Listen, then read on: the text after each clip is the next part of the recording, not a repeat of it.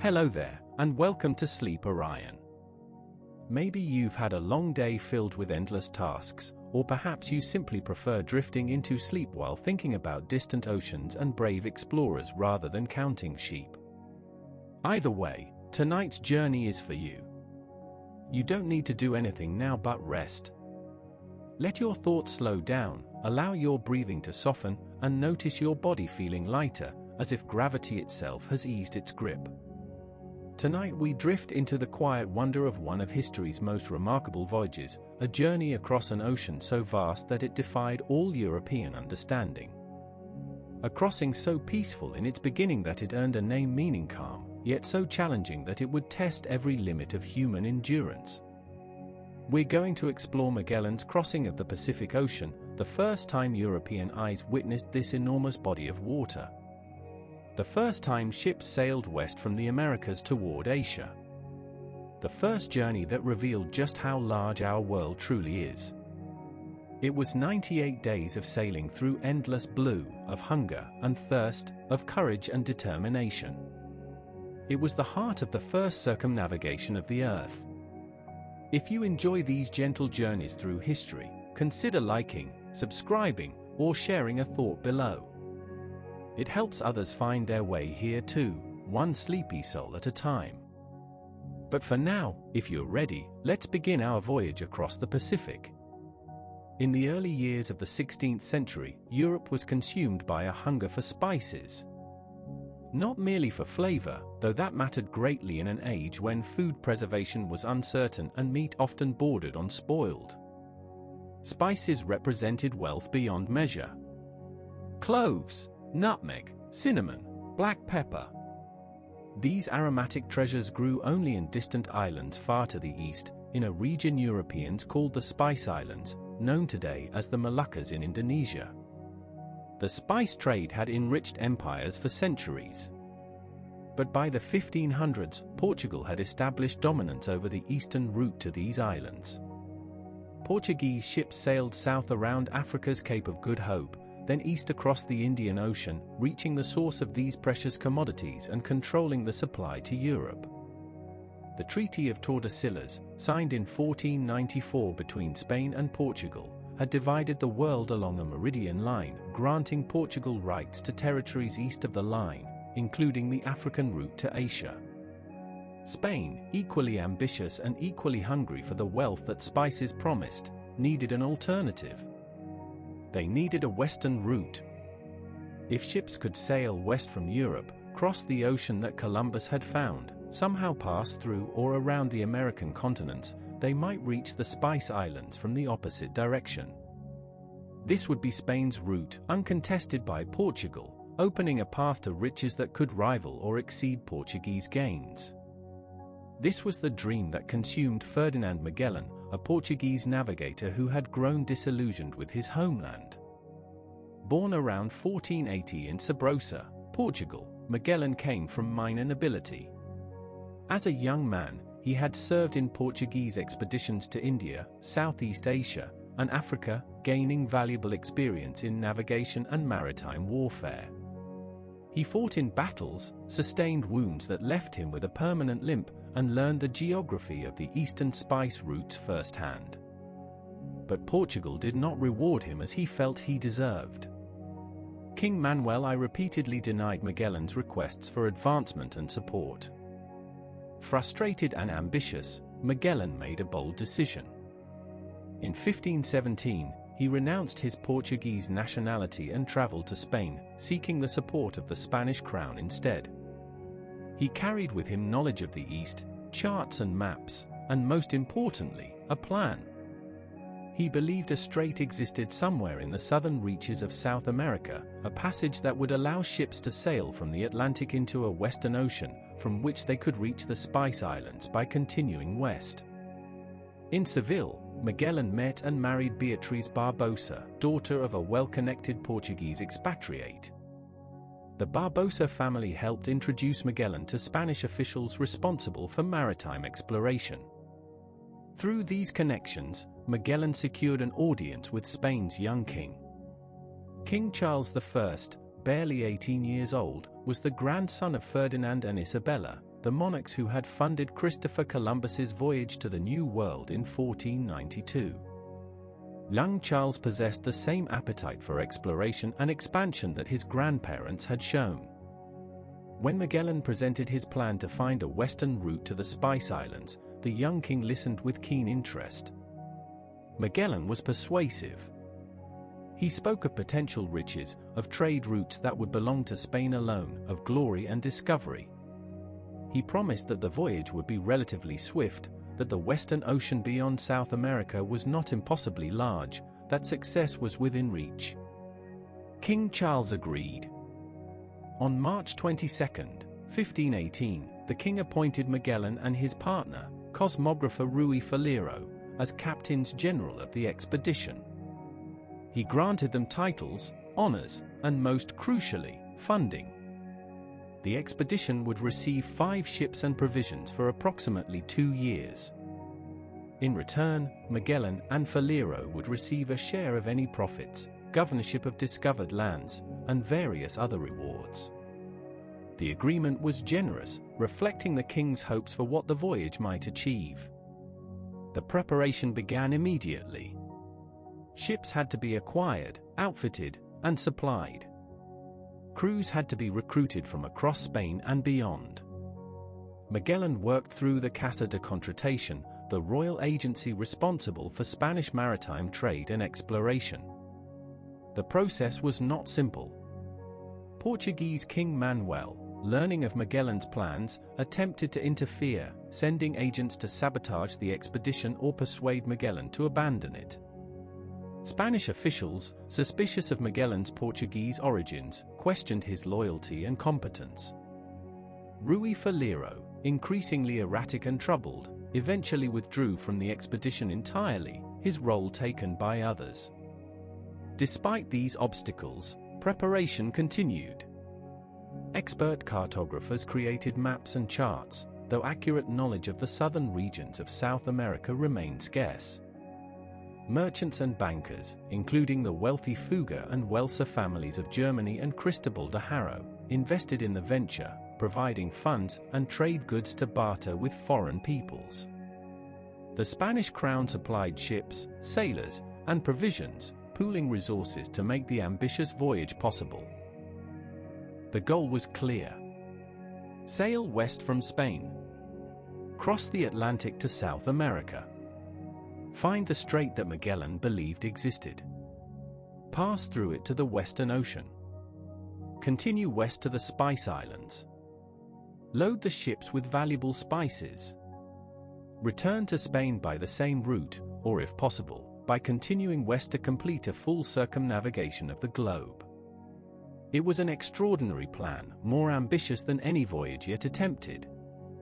The success would bring glory to Spain, wealth to the investors, and immortality to Magellan's name. The failure would mean death in unknown waters, far from home, with nothing to show for the sacrifice. The economic implications were staggering. A successful voyage could break Portugal's monopoly on the spice trade. Imagine entire ships filled with cloves, returning to Spanish ports, bypassing Portuguese control entirely. The profits would be enormous. Spices were worth their weight in precious metals. A single successful voyage could fund entire fleets. The potential was intoxicating, and it drove the investors, the crown, and Magellan himself to push forward despite the risks. As the ships took shape and the crew assembled, anticipation built. Some saw opportunity for wealth and adventure. Others harbored doubts about the Portuguese captain leading a Spanish expedition into unknown waters. But the preparations continued, driven by Magellan's determination and the young king's ambition. The dream of the Western route was about to become a reality, a journey into the unknown that would change the world's understanding of itself forever. In the hot Spanish summer of 1519, the final preparations reached completion. Ships were loaded with provisions, weapons, trade goods, and navigational instruments. Crews received their assignments. Officers received their orders. Families said their goodbyes, not knowing whether they would see their loved ones again. Ferdinand Magellan himself bid farewell to his wife Beatriz and their young son Rodrigo, a farewell that would prove permanent, though he could not have known it then. The Armada de Malacca, as the fleet was called, was ready. 5 ships. About 270 men. Supplies for 2 years.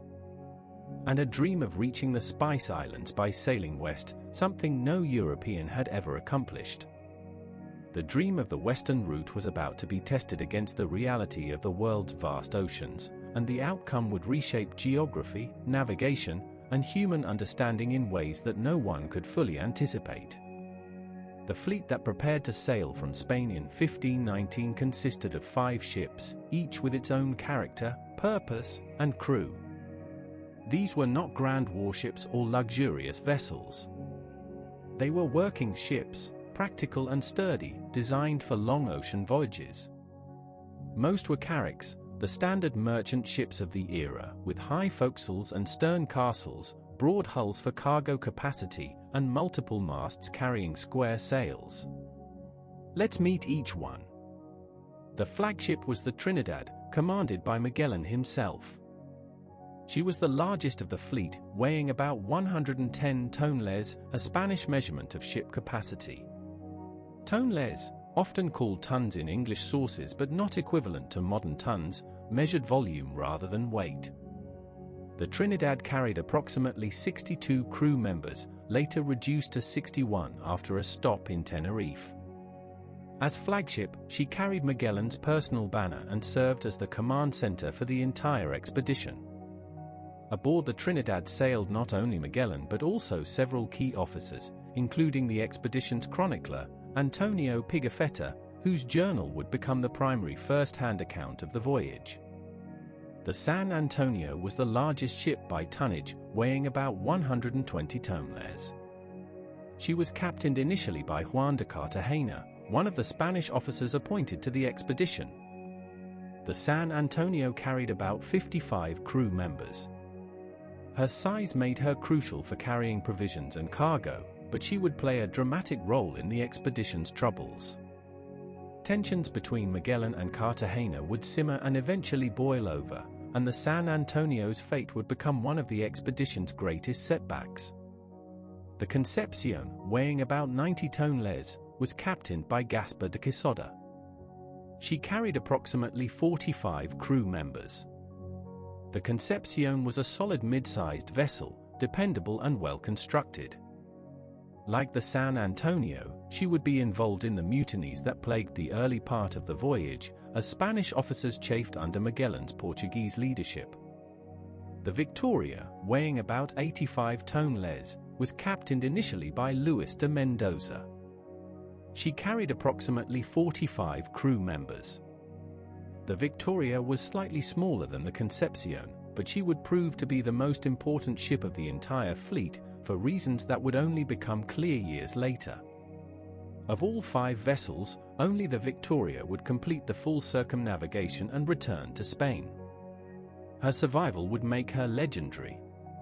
The smallest ship was the Santiago, weighing about 75 toneless and carrying approximately 33 crew members. She was captained by João Serrao, one of the Portuguese officers loyal to Magellan. The Santiago's size made her ideal for scouting and exploration, able to navigate shallow waters and investigate coastlines that the larger ships could not safely approach. She would be sent ahead on reconnaissance missions, a role that would ultimately lead to her loss long before the Pacific crossing began. The total cost of acquiring, outfitting, and provisioning these 5 ships was enormous. Royal accounts recorded expenditures of over 8.7 million maravedis, the Spanish currency of the time. Ships themselves cost about 1.4 million maravedis. Outfitting and transporting them to the port cost another 1.3 million.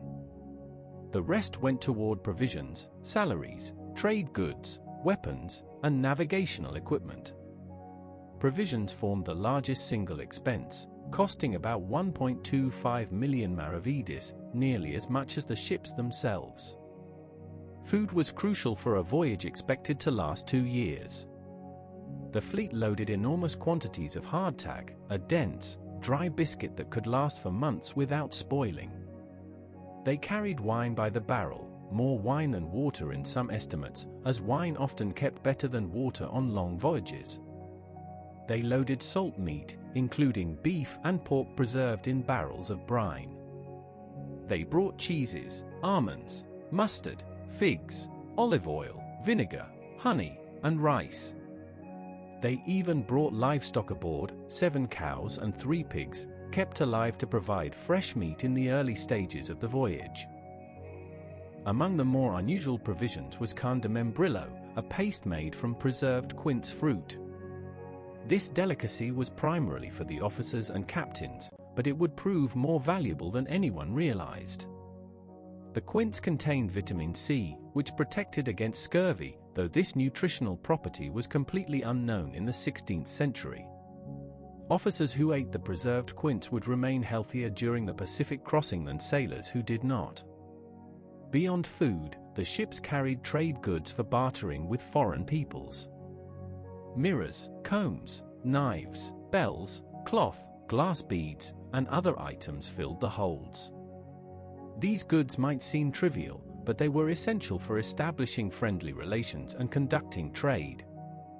The Spanish had learned from earlier voyages that small manufactured items could be exchanged for valuable commodities, food, water, or safe passage. Weapons filled the armories. The ships carried crossbows, arquebuses, early firearms, swords, pikes, and armor. They mounted cannon on deck for defense and for intimidating potential adversaries. The expedition anticipated encounters with unknown peoples and possibly hostile forces. They prepared for both diplomacy and conflict. Navigational instruments represented some of the most sophisticated technology of the age. Compasses pointed north, allowing the ships to maintain their course. Astrolabes and quadrants measured the angle of the sun and stars above the horizon, helping navigators determine latitude. Hourglasses tracked time. Charts and maps, drawn by expert cartographers like Jorge Reinl and Diego Ribeiro, showed known coastlines and theoretical geography.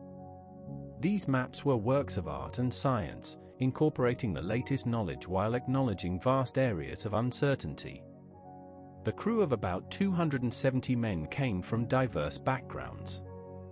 Spanish sailors formed the majority, but the fleet included Portuguese, Italians, French, Flemish, Germans, Greeks, English, Africans, and even some Asians. At least 40 Portuguese sailed with the fleet, including Magellan's brother-in-law Duarte Barbosa, João Serrao, Estevio Gomes, and Magellan's personal servant, Enrique of Malacca. Enrique, sometimes called Enrique de Malacca, was a man from Southeast Asia whom Magellan had acquired as a servant on an earlier voyage. Enrique spoke Malay and would later prove crucial as a translator when the fleet reached the Philippines. The Italian contingent included 29 men, among them Antonio Pigafetta, the young Venetian scholar who joined the expedition as a supernumerary, a volunteer position without salary. Pigafetta's decision to join was motivated by curiosity and a desire for adventure. He kept a detailed journal throughout the voyage, recording daily events, observations of weather and wildlife, encounters with indigenous peoples, and descriptions of the challenges the expedition faced. His account would survive as the most complete record of the circumnavigation. At least 29 Basques joined the crew, including a man named Juan Sebastian Elcano. Elcano was a ship's master and merchant captain from the Basque town of Guetaria. He joined the expedition seeking the king's pardon for previous legal troubles. At the start of the voyage, Elcano was simply one of many crew members, not prominent in the command structure. No one could have predicted the crucial role he would eventually play. The crew's diversity reflected the cosmopolitan nature of Spanish maritime endeavors. Ports like Seville and Cadiz attracted sailors and adventurers from across Europe and beyond. The promise of wages, the allure of adventure, and the potential for wealth motivated men to sign on for a dangerous voyage into unknown waters. Some were experienced mariners. Others were young men seeking their fortunes. Some had skills: carpenters, blacksmiths, cooks, surgeons, priests. Others served as common sailors, handling ropes and sails, standing watch, maintaining the ships. Language barriers complicated communication. While Spanish was the official language, many crew members spoke little or no Spanish fluently. Basques, Portuguese, Italians, and others communicated in their native tongues when possible, relying on gestures and shared maritime vocabulary for critical tasks. This linguistic diversity would occasionally contribute to tensions and misunderstandings. Tensions already simmered before the fleet even departed. Spanish officers resented serving under a Portuguese captain. Some saw Magellan as an outsider, possibly disloyal, perhaps reckless. Juan de Cartagena, captain of the San Antonio, was particularly hostile. He had been appointed as Inspector General of the fleet, responsible for financial and trading operations, a position that gave him significant authority. Cartagena believed he should have more control over the expedition's decisions. Gaspar de Quesada and Luis de Mendoza, captains of the Concepcion and Victoria respectively, shared some of Cartagena's suspicions about Magellan. Magellan was aware of these tensions. He knew that some officers questioned his leadership, his plans, his competence. He knew that Portuguese King Manuel had sent agents to disrupt the expedition. He prepared for resistance, maintaining a firm command style, insisting on discipline and obedience. He surrounded himself with loyal men, mostly Portuguese officers and sailors who trusted him and shared his vision. On August 10, 1519, the fleet departed Seville, sailing down the Guadalquivir River to Sanlúcar de Barrameda at the river's mouth. There they remained for more than 5 weeks, making final preparations, loading last supplies, waiting for favorable winds and tides. On September 20, 1519, the 5 ships finally set sail from Sanlúcar de Barrameda, leaving Spanish waters and heading out into the Atlantic Ocean. The fleet sailed southwest toward the Canary Islands, a common first stop for Spanish ships heading toward the Americas or further south. They reached Tenerife in the Canaries on September 26, where they took on additional supplies, vegetables, pitch for waterproofing, and other items cheaper to acquire there than in Spain. It was at Tenerife that Magellan received a secret warning from his brother-in-law, Diogo Barbosa. The message revealed that some of the Spanish captains were plotting mutiny, with Juan de Cartagena as the ringleader. Magellan also learned that Portuguese King Manuel had dispatched fleets of caravels to intercept and arrest him, a clear sign that Portugal viewed the expedition as a serious threat. Armed with this knowledge, Magellan departed Tenerife on October 3, sailing south along the African coast. This route was unconventional. The more typical course would have been to sail more directly west toward South America. Magellan chose the African route partly to evade the Portuguese ships hunting for him, and partly because he was experienced with these waters from his earlier service in Portuguese expeditions. Juan de Cartagena protested, arguing for a westward course, but Magellan overruled him. As the fleet sailed south, tensions escalated. In late October, the ships approached the equator, encountering a series of fierce storms. High winds and heavy seas battered the vessels. Sailors, terrified and exhausted, saw St. Elmo's fire, a glowing electrical phenomenon that appeared on the masts and rigging during the storms. To the sailors, this eerie light seemed like a divine sign, either a blessing or an omen. Pigafetta recorded their awe and fear, noting how the strange light brought comfort to some even as the storms threatened to sink the ships. After the storms passed, the fleet entered the doldrums near the equator, where winds died to almost nothing. The ships sat becalmed, drifting slowly under the hot sun, making little progress. Days stretched into a tedious pattern of waiting for wind, rationing water, and enduring the equatorial heat. Eventually, currents and shifting winds carried them westward toward South America. During this crossing, tensions erupted. Magellan held a trial for two men accused of sodomy. Salomon Anton, the victorious Sicilian master, and Antonio Varesa, a Genoese apprentice, were caught in a sexual act off the coast of Guinea. Sodomy was punishable by death under Spanish law, and Magellan enforced it strictly. After a trial aboard the Trinidad, Anton was sentenced to death by strangulation. He was executed in December 1519 after the fleet reached Brazil. Varesa's fate is less clear, accounts vary, but he died shortly after, either by drowning or further punishment. The trial and execution shocked the crew and highlighted Magellan's willingness to enforce harsh discipline. But it also triggered a confrontation with Juan de Cartagena. In a meeting following the trial, Cartagena openly challenged Magellan's authority, accusing him of recklessly endangering the king's ships. When Cartagena declared he would no longer follow Magellan's command, Magellan acted swiftly. He signaled armed loyalists to seize Cartagena, calling him a rebel and mutineer. Cartagena appealed to Quesada and Mendoza to support him, possibly even to attack Magellan, but they hesitated, unwilling to escalate to outright violence. Magellan placed Cartagena in stocks, effectively arresting him. He could have executed Cartagena for mutiny, but he chose a more moderate punishment, perhaps to avoid further inflaming the Spanish officers and crew. Cartagena was relieved of his command of the San Antonio, replaced by Antonio de Coca. He was allowed to move freely aboard the Victoria, under the watch of Captain Mendoza, but his authority was broken. This confrontation established Magellan's dominance, but it did not eliminate the underlying resentments. The Spanish captains remained wary. The crew remained divided. The fleet pressed on across the Atlantic, heading toward Brazil and the unknown challenges that awaited them in South America.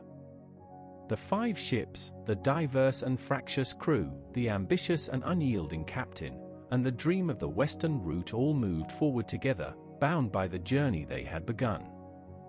The real test still lay ahead, beyond the horizon, in waters no European had yet sailed. On November 29, 1519, approximately 2 months after leaving the Canary Islands, the fleet sighted the coast of Brazil near Cape St. Augustine. The familiar appearance of land brought relief to the crew after weeks at sea. Brazil had been claimed by Portugal in 1500, but Portuguese presence along much of the coast remained sparse, limited to a few trading posts and settlements. Magellan knew these waters from his earlier service with Portugal, and he guided the fleet southward along the Brazilian coastline. On December 13, 1519, the fleet entered the bay where Rio de Janeiro stands today. No Portuguese settlement existed there at the time, so Magellan felt safe to stop without interference. The arrival coincided with a welcome turn in the weather. Brazil was experiencing a drought, and rain had not fallen for 2 months. On the day the fleet arrived, rain began. The indigenous people, who observed the ships approaching, interpreted this as a sign that the strangers came from the heavens and had brought the rain with them. This belief, however naive, created a friendly atmosphere for the fleet's stay. The fleet remained in Rio for 13 days, a period of rest and resupply.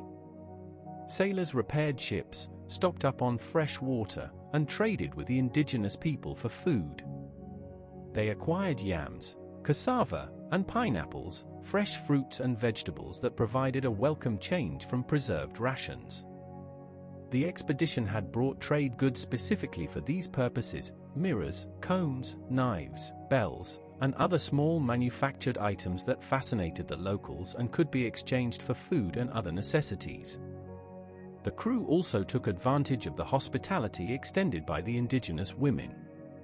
Sexual encounters were common, and historian Ian Cameron famously described the crew's time in Rio as the Saturnalia of feasting and lovemaking. The sailors, isolated at sea for months, indulged themselves freely. Magellan, though strict in matters of command and discipline, apparently did not prohibit these interactions, recognizing perhaps that morale benefited from the respite. On December 27, the fleet departed Rio and continued south along the coast. The indigenous people who had welcomed them seemed disappointed to see the ships leave, and some followed in canoes, trying to persuade the sailors to stay longer. But Magellan's mission pressed him onward. He sought the strait he believed existed somewhere further south, the passage that would lead through or around the South American continent into the Western Ocean. On January 11, 1520, the fleet reached a large body of water that seemed to extend westward as far as they could see. A headland marked by 3 hills stood at the entrance. Magellan, hopeful that this might be the long-sought passage, named it Cape Santa Maria and ordered exploration.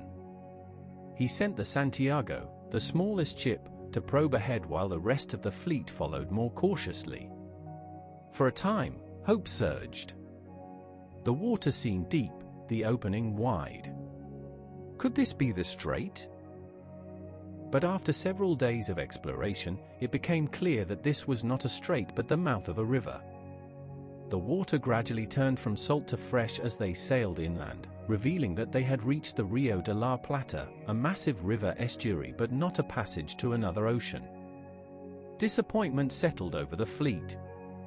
They had traveled thousands of miles, and the strait remained elusive. Undeterred, Magellan ordered the fleet to continue southward. They hugged the coast, sailing carefully to avoid running aground on shoals and sandbars. Lookouts watched constantly for any break in the coastline, any inlet or channel that might be the passage. The days grew shorter and colder as they moved away from the equator and deeper into the southern hemisphere. By early February, autumn in the southern hemisphere, the weather began to deteriorate. Winds grew stronger and less predictable. Storms became more frequent. The sea roughened. By late March, winter approached in the southern latitudes. Magellan faced a decision. They had been searching for months without finding the strait. The coastline seemed endless, stretching south into increasingly cold and inhospitable waters. The crew was exhausted, frustrated, and cold.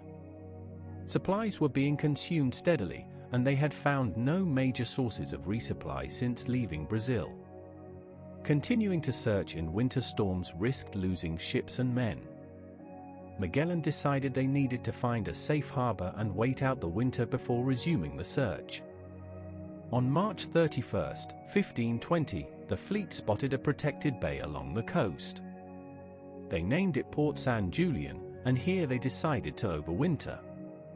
The bay offered shelter from storms, fresh water from a nearby stream, and reasonable access to fish and other local food.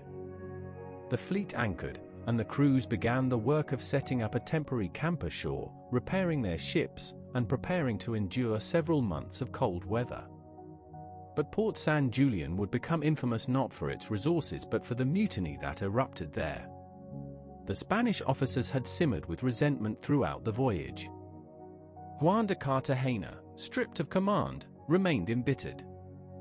Gaspar de Quesada and Luis de Mendoza, captains of the Concepcion and Victoria, increasingly doubted Magellan's judgment. They had sailed thousands of miles.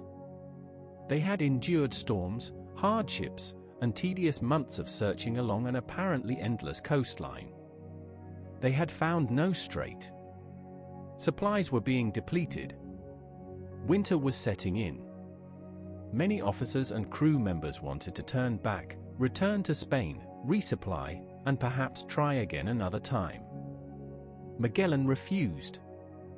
He insisted they would continue the search once winter ended. His determination, admirable in one sense, struck the Spanish officers as reckless stubbornness. They believed Magellan was risking their lives and the king's ships on a hopeless quest. Tensions reached a breaking point. On Easter Sunday, April 1, 1520, shortly after midnight, Cartagena and Quesada led a carefully planned mutiny. They gathered about 30 armed men and stealthily boarded the San Antonio. The ship's captain, Álvaro de Mesquita, was Magellan's cousin and loyal to him. The mutineers overwhelmed Mesquita and seized control of the ship. The ship's master, Juan de Elorriaga, resisted and was stabbed repeatedly by Quesada.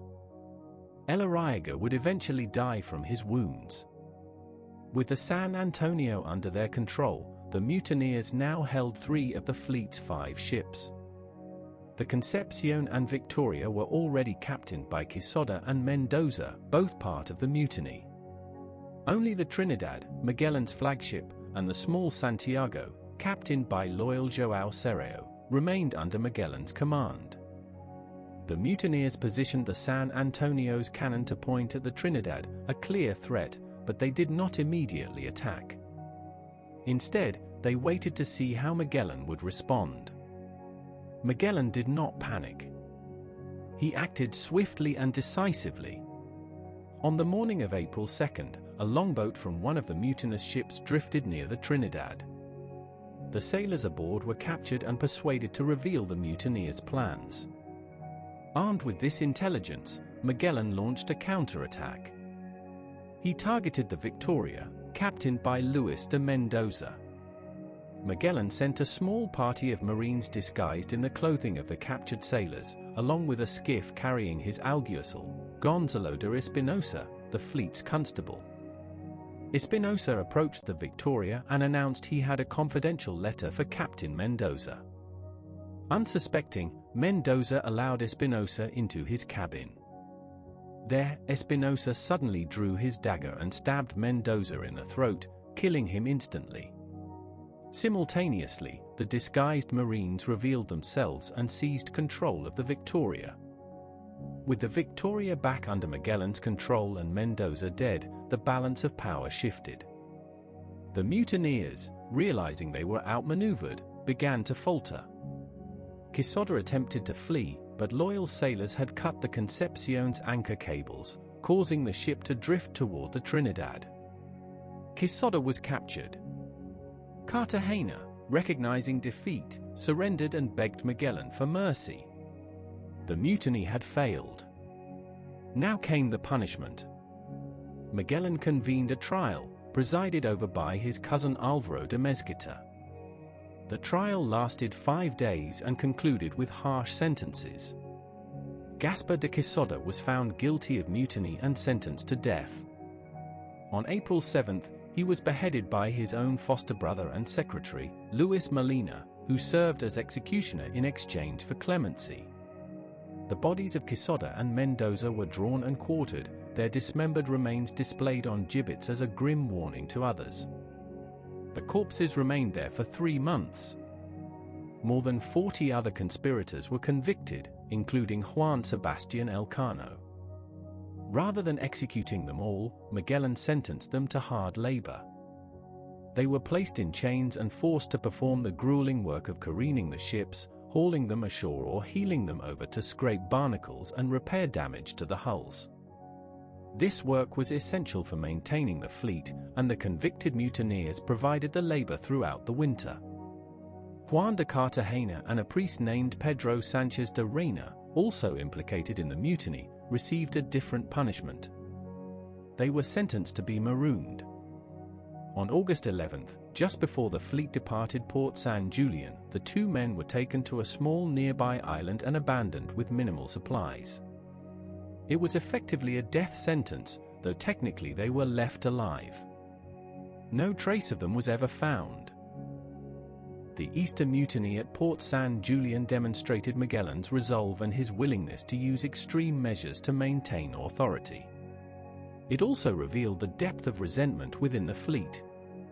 Spanish officers and crew remained deeply skeptical of their Portuguese captain. Trust was fractured. Discipline was maintained through fear as much as respect. The fleet would continue, but the unity and morale had suffered wounds that would never fully heal. During the winter at Port San Julian, Magellan sent the Santiago on a scouting mission. Captain João Serrao took the small ship south to explore the coastline ahead, searching for any sign of the elusive strait. In late April, the Santiago reached the estuary of a river that Serrao named the Santa Cruz River. The location offered good shelter and abundant resources: fish, penguins, wood. Serrao decided to return to Port San Julian to report his findings. On May 22, 1520, as the Santiago attempted to leave the harbor at Santa Cruz, a sudden storm struck. High winds and powerful currents overwhelmed the small ship. She was driven onto a sandbar and capsized. The crew managed to scramble ashore before the ship broke apart completely, but the Santiago was lost. Almost all the crew survived, though one or possibly two men drowned. 2 crew members volunteered to walk overland back to Port San Julian to summon help. The journey was brutal, about 150 kilometers through harsh terrain, crossing rivers and climbing hills, with little food and no clear path. After 11 days of hard trekking, they arrived at Port San Julian, exhausted and near starvation. Magellan immediately organized a rescue party of 24 men, who made the journey by land to Santa Cruz. The remaining 35 survivors from the Santiago had been stranded at Santa Cruz for 2 weeks. They had no way to retrieve supplies from the wrecked ship and survived by scavenging shellfish and local vegetation. When the rescue party arrived, they found the men alive but weak. The entire group returned safely to Port San Julian, but the loss of the Santiago reduced the fleet to 4 ships. The expedition's capacity to carry provisions and cargo was diminished, and 1 fewer ship meant 1 fewer backup in case of further disasters. Despite the loss, Magellan learned valuable information from Serrao. The Santa Cruz River area offered good conditions for waiting out the rest of the winter. Magellan decided to relocate the fleet there. In late August, after nearly 5 months at Port San Julian, the 4 remaining ships, Trinidad, San Antonio, Concepcion, and Victoria, sailed south to Santa Cruz. They spent about 6 weeks there, completing repairs, gathering supplies, and preparing for the resumption of their search.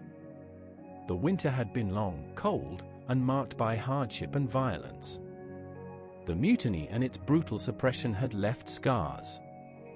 The loss of the Santiago was a blow. Supplies had been consumed without finding the strait. The crew's morale was fragile, sustained only by Magellan's relentless determination and the discipline he enforced. But as spring approached in the southern hemisphere, hope flickered once more. The search would continue.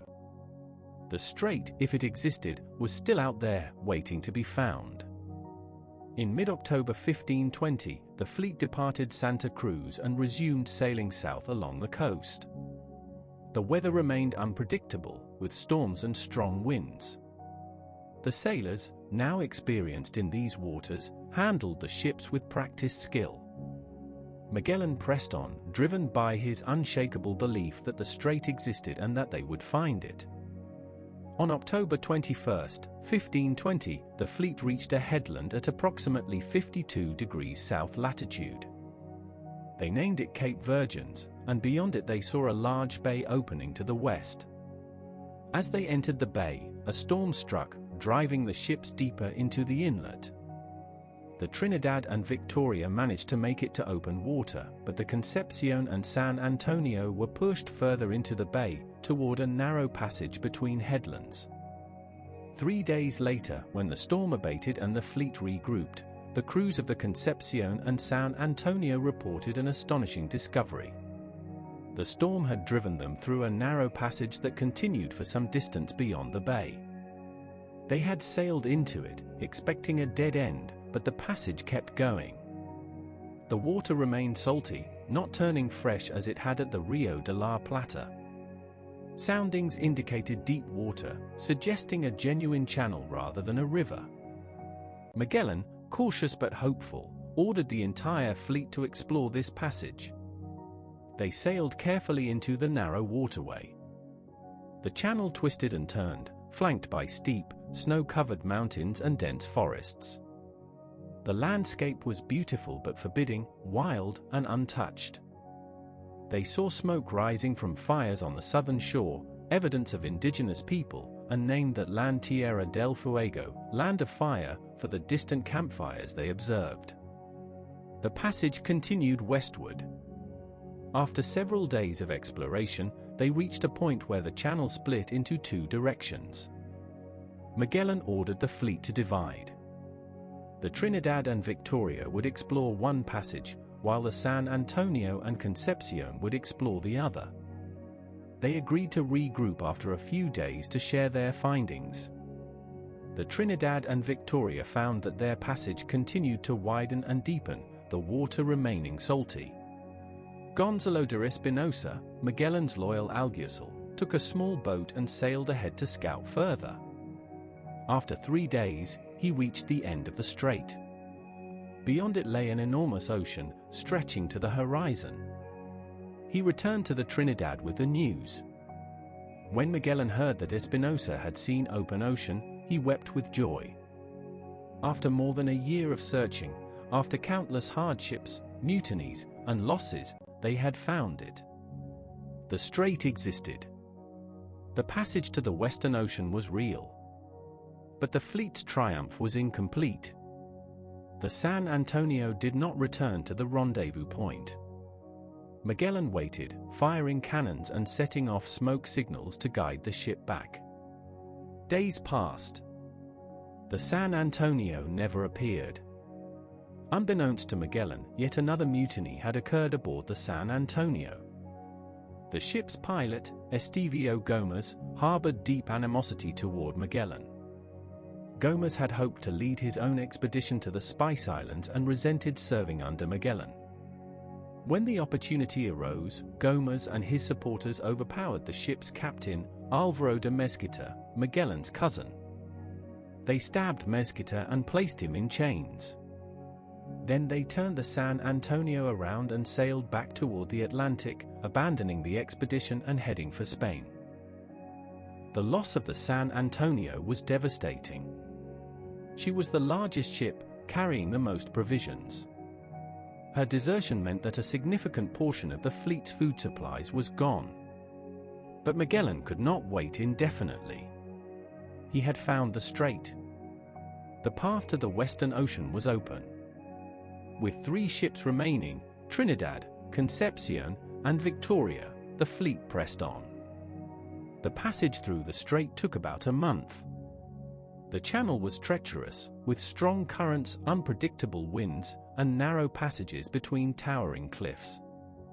But the crews, hardened by their experiences, navigated carefully. On November 28, 1520, the 3 ships emerged from the strait into a vast, open ocean. The water before them was calm, almost eerily so, especially after the turbulent passage through the strait. The sky was clear. The winds were gentle. The ocean stretched endlessly to the west, serene and inviting. Magellan, gazing at this peaceful expanse, named it Mar Pacifico, the Pacific Ocean. It was the calm sea, the peaceful sea, a stark contrast to the dangerous waters they had just left behind. It was the ocean that would test them in ways they could never have imagined. And it was the ocean that would carry them into history. November 28, 1520. The 3 ships, Trinidad, Concepcion, and Victoria, emerged from the strait and beheld an ocean unlike anything they had imagined. The water stretched infinitely to the horizon, calm and blue under a clear sky. The wind was gentle, just enough to fill their sails and push them forward. After months of searching, after storms and cold and mutinies, they had reached their goal. They had found the passage through South America and entered the Great Western Ocean. Ferdinand Magellan stood on the deck of the Trinidad, gazing at the peaceful water, and named it Mar Pacifico. The Pacific Ocean. The name reflected the striking calmness of the sea at that moment, so different from the violent straits and turbulent Atlantic they had experienced. It was a name of hope, a name that suggested easy sailing and swift passage to the Spice Islands. No one aboard the ships understood the true size of the ocean before them. European geographers, working with incomplete knowledge, believed the Earth was smaller than it actually is. They thought that Asia lay relatively close to the western shores of South America. Magellan himself estimated that the crossing to the Spice Islands would take perhaps 3 or 4 days, maybe a week at most. The calm seas and favorable winds seemed to confirm this optimism.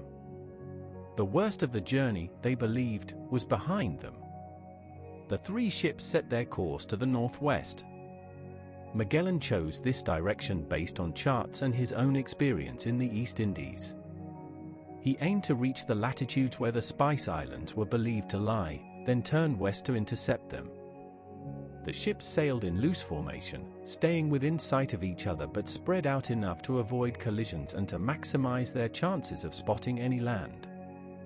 The fleet consisted of approximately 170 men at this point. The San Antonio's desertion had taken about 55 crew members back to Spain, and other losses, deaths from illness, accidents, and the execution of mutineers had reduced their numbers.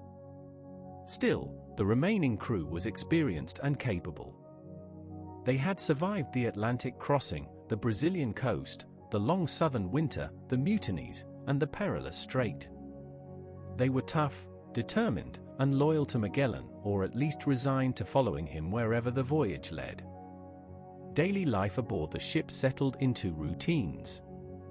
Sailors stood watches in shifts, for hours on duty and 4 hours off, maintaining a constant presence on deck to handle sails, steer the ship, and watch for hazards. The helmsman gripped the tiller, keeping the ship on course as directed by the pilot.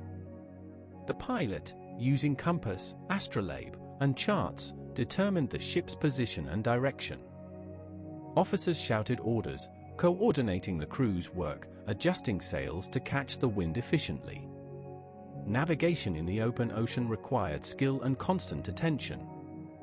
The compass provided direction, pointing north with its magnetized needle. By aligning the ship's course with the compass bearing, the pilot kept them moving in the desired direction. But magnetic variation, the difference between true north and magnetic north, could introduce errors, and the pilots had to compensate based on experience and observation. Determining latitude, the ship's position north or south of the equator, relied on celestial navigation. At midday, the pilot used an astrolabe or quadrant to measure the angle of the sun above the horizon. By comparing this angle to tables of the sun's declination for that date, the pilot calculated the ship's latitude. This method worked reasonably well, though clouds could obscure the sun for days, leaving the pilots to rely on dead reckoning, estimating position based on speed, time, and direction since the last known position. Longitude, the ship's position east or west, was far more difficult to determine. No reliable method existed in the 16th century for measuring longitude at sea. Pilots used dead reckoning exclusively for east-west position, estimating speed by observing objects thrown overboard or by the feel of the ship's motion, and tracking time with hourglasses. Errors accumulated quickly, and after days or weeks at sea, the estimated longitude could be significantly wrong. This uncertainty meant that the pilots never knew precisely how far they had traveled west or how much farther they had to go. The ships themselves required constant maintenance. Sailors inspected the rigging daily, looking for frayed ropes or worn sails. They spliced broken lines, stitched torn canvas, and adjusted the tension on stays and shrouds. They scraped accumulated algae and barnacles from the hull when possible, improving the ship's speed. They pumped out water that leaked into the bilge, a never-ending task on wooden ships that gradually absorbed seawater through their planks. Carpenters patched leaks, caulking seams with oakum and tar. Blacksmiths repaired metal fittings. Everyone contributed to keeping the ships afloat and functional. Food preparation was simple and repetitive. The ship's cook, working in a small galley with an open fire carefully tended to prevent disaster, boiled water for soups and stews. Hardtack biscuits, stored in barrels, were distributed to the crew. These biscuits were incredibly hard, sometimes requiring soaking in water or wine to soften them enough to eat. Salt meat, when available, was sliced and either boiled or eaten as is. Cheese, dried fish, almonds, and figs supplemented the diet. Wine flowed freely, as it was safer to drink than water, which often turned foul in its barrels after weeks at sea. The crew ate their meals in shifts, the same as their watch schedules. Officers dined in the cabins, while common sailors ate on deck or below, sitting on coils of rope or whatever space they could find. Meals were communal, fostering camaraderie and conversation, a brief respite from the constant labor of shipboard life. As the days passed and the ships sailed northwest, the crew maintained their routines and waited for the sight of land. Lookouts stationed in the crow's nest at the top of the mast scanned the horizon constantly, hoping to spot an island or the Asian coast. Every day began with the same question: would today be the day they saw land? But days turned into a week, and then another week, and still the ocean stretched endlessly before them. The initial optimism began to wane. The provisions, already depleted by the loss of the San Antonio, were being consumed steadily. Fresh water in the barrels began to run low. The crews rationed more carefully, but the reality was undeniable: they were on a longer journey than anyone had anticipated. Magellan, ever confident or at least projecting confidence, urged the crew to trust that land would appear soon. He had crossed oceans before. He knew that patience and discipline were essential. He reminded them of the riches that awaited them at the Spice Islands: cloves, nutmeg, wealth beyond measure. The crossing would end, and their efforts would be rewarded. But beneath the surface, doubt began to creep in. How far could this ocean extend? The charts showed Asia relatively close. Why hadn't they reached it yet? Some sailors whispered fears that they had sailed past the Spice Islands in the night, that they were lost in an endless sea with no way back. Others wondered if the ocean truly had an opposite shore, or if they would sail west forever until their supplies ran out and they perished in sight of nothing but water. The Pacific was living up to its name in one sense: the weather remained calm, the seas gentle, the winds favorable. But this calmness was deceptive. The very lack of storms and violent weather meant they were covering distance steadily, sailing farther and farther from any known land, deeper into the unknown. The peaceful ocean was lulling them into a journey from which there might be no return. As the third week became the fourth, the fleet crossed from the southern hemisphere back into the northern hemisphere, though they didn't cross the equator in a direct northward path. They angled northwest, aiming for the latitudes where the Spice Islands were believed to lie. The stars changed again, the Southern Cross dropping below the horizon, Polaris, the North Star, reappearing to guide them. Marine life provided occasional distractions. Dolphins swam alongside the ships, leaping and playing in the bow waves. Flying fish occasionally landed on deck, providing a bit of fresh food. Seabirds followed the ships for a time, though as they moved farther from land, even the birds disappeared, leaving the fleet truly alone on the water. The calm seas allowed the ships to maintain formation easily. They stayed within sight of each other during the day, using flags and lights to signal at night. This proximity was important for morale.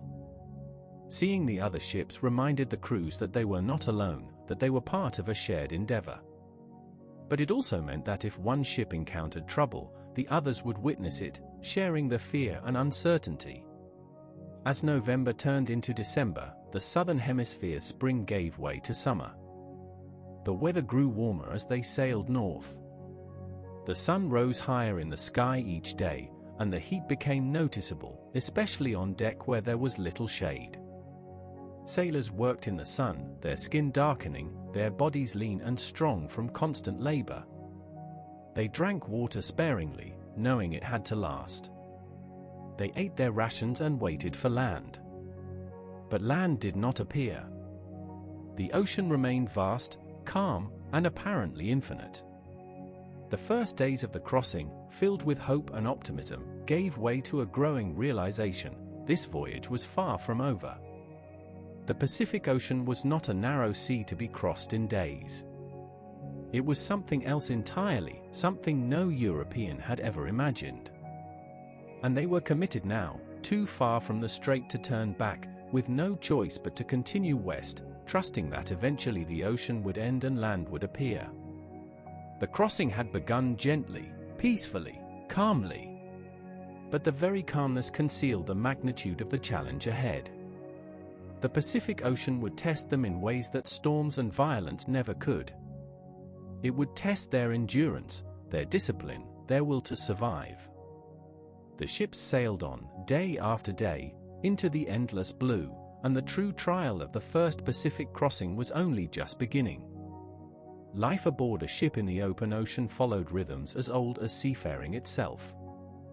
The day was divided into watches, shifts of duty that ensured the ship was always manned and ready to respond to changes in wind, weather, or course. A typical watch lasted for hours, and the crew rotated through watches continuously, day and night. For hours on duty, for hours off duty, then back on watch again. This schedule meant that sleep came in short bursts, never a full night's rest, always interrupted by the call to return to deck. The helmsman stood at the tiller, the long wooden beam attached to the rudder, feeling the ship's movement through the water and keeping her on course. Steering a ship in the 16th century was a physical task, requiring strength and constant attention. The helmsman gripped the tiller firmly, adjusting for the push of the wind on the sails and the pull of the current on the hull. The pilot stood nearby, checking the compass and calling out course corrections. 2 points to starboard. Steady as she goes. The helmsman responded, shifting the tiller, feeling the ship answer. Other sailors on watch tended the sails, raising, lowering, adjusting the angle of the yards, tightening or loosening sheets and halyards. The wind was never perfectly constant. It shifted direction, increased or decreased in strength. The crew had to respond, trimming the sails to capture the wind efficiently without overpowering the ship or allowing her to drift off course. This work required teamwork, with sailors hauling on ropes together, coordinating their efforts, chanting rhythmic work songs to synchronize their pulls. Aloft in the rigging, sailors climbed to adjust sails that could not be controlled from the deck. They balanced on the yards, feet on ropes strung below the spar, hands gripping the yard itself or the rigging above. From this precarious perch, they furled or unfurled sails, tied them off, made repairs. The work was dangerous. A misstep or a sudden lurch of the ship could send a man tumbling to the deck or into the sea. But experienced sailors moved with confidence, their bodies adapted to the motion, their hands strong and sure. The lookout stood in the crow's nest, a small platform high on the main mast. From this vantage, he could see farther than anyone on deck, scanning the horizon in all directions. He watched for land, for other ships, for hazards like rocks or reefs, for changes in the weather. His eyes ached from the constant effort, squinting against the sun and wind. But his role was critical. The first sighting of land could mean the difference between survival and disaster. Sail ho! Land ho! The words every lookout longed to shout. Below deck, off-duty sailors tried to sleep in cramped, dark, airless spaces. They slung hammocks or simply lay on the hard planks, using coiled ropes or their own bundled clothing as pillows. The motion of the ship was constant, a rolling and pitching that never ceased. Some men adapted easily, their bodies attuned to the movement. Others struggled with seasickness even after weeks at sea, their stomachs rebelling against the unnatural environment. Rats scurried through the lower decks, searching for food. They gnawed on ropes, chewed through sacks of grain, nested in dark corners. The crew hated them but could not eliminate them. Rats were a fact of shipboard life, stowaways that multiplied in the dark, warm spaces below. Occasionally, sailors caught and killed them, sometimes even eating them when food grew scarce. But for every rat caught, more seemed to appear. The ship's carpenter worked constantly, repairing the inevitable damage that occurred during a long voyage. Planks loosened, seams opened, fittings broke. He hammered, sawed, and caulked, patching and reinforcing. The ship was a living thing, constantly stressed by the forces of wind and sea, and she required continuous care to remain seaworthy. The blacksmith tended his forge, a small fire carefully managed in a metal box to prevent it from spreading. He repaired tools, hinges, brackets, and other metal items. He sharpened blades, mended broken chains, fashioned new nails and bolts. His work was essential, as metal tools and fittings could not be easily replaced in the middle of the ocean. The ship's surgeon, though his medical knowledge was limited by the standards of later centuries, did what he could to treat injuries and illnesses.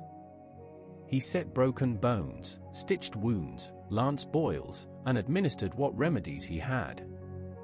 Most of his medicines were herbal preparations of questionable effectiveness, but his presence offered comfort, a sense that someone was trying to help.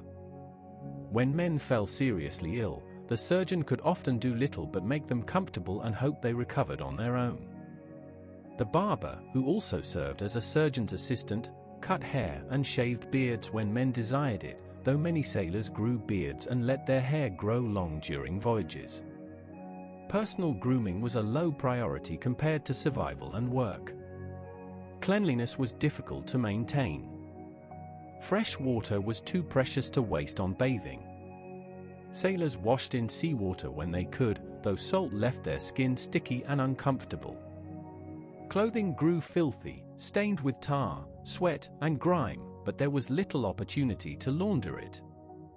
Meals provided a brief respite from labor.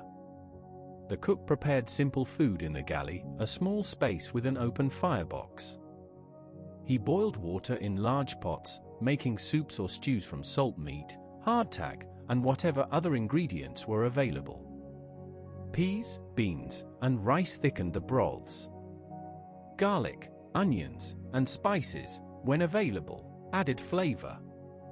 The cook distributed the food in wooden bowls, and the sailors ate with their hands or crude spoons, sitting wherever they could find space. Hardtack was the staple. These thick, dry biscuits were baked until they were almost rock hard, which allowed them to last for months without spoiling. But they became infested with weevils, small beetles that laid eggs in the flour before the biscuits were even baked. As the voyage progressed, the weevils multiplied. Sailors learned to tap their hardtack against the table or deck to knock out the weevils before eating, or they ate in the dark so they wouldn't see the insects. Some men simply accepted the weevils as added protein, chewing and swallowing without complaint. Cheese, stored in wheels or blocks, provided variety. It grew hard and dry over time but remained edible. Almonds, figs, and raisins offered sweetness and energy, though they too attracted insects and vermin. Olives and pickled vegetables, preserved in brine or vinegar, added tang and a break from the monotony. Wine flowed daily, rationed but plentiful enough to ensure each man received his share. It was safer than water and provided calories and a small measure of comfort. Officers dined separately, enjoying slightly better fare. They had access to preserved quince paste, honey, and occasionally fresh eggs from chickens kept aboard early in the voyage. They ate from plates rather than bowls, used knives and forks, and enjoyed the privacy of the captain's cabin or the officer's mess. This distinction reinforced the hierarchy aboard the ship, reminding everyone of their place in the social order. Entertainment was scarce but treasured. On calm evenings, sailors gathered on deck to sing, tell stories, or play simple games. They carved wood, mended their own clothing, or worked on small craft projects to pass the time.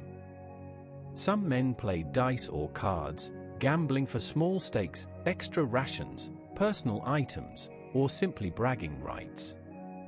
Officers discouraged excessive gambling, as disputes over debts could lead to fights, but they tolerated it as a way for the men to relieve boredom. Religious observances provided structure and comfort. The expedition's chaplain led prayers at sunrise and sunset, and the crew gathered for Mass on Sundays and holy days.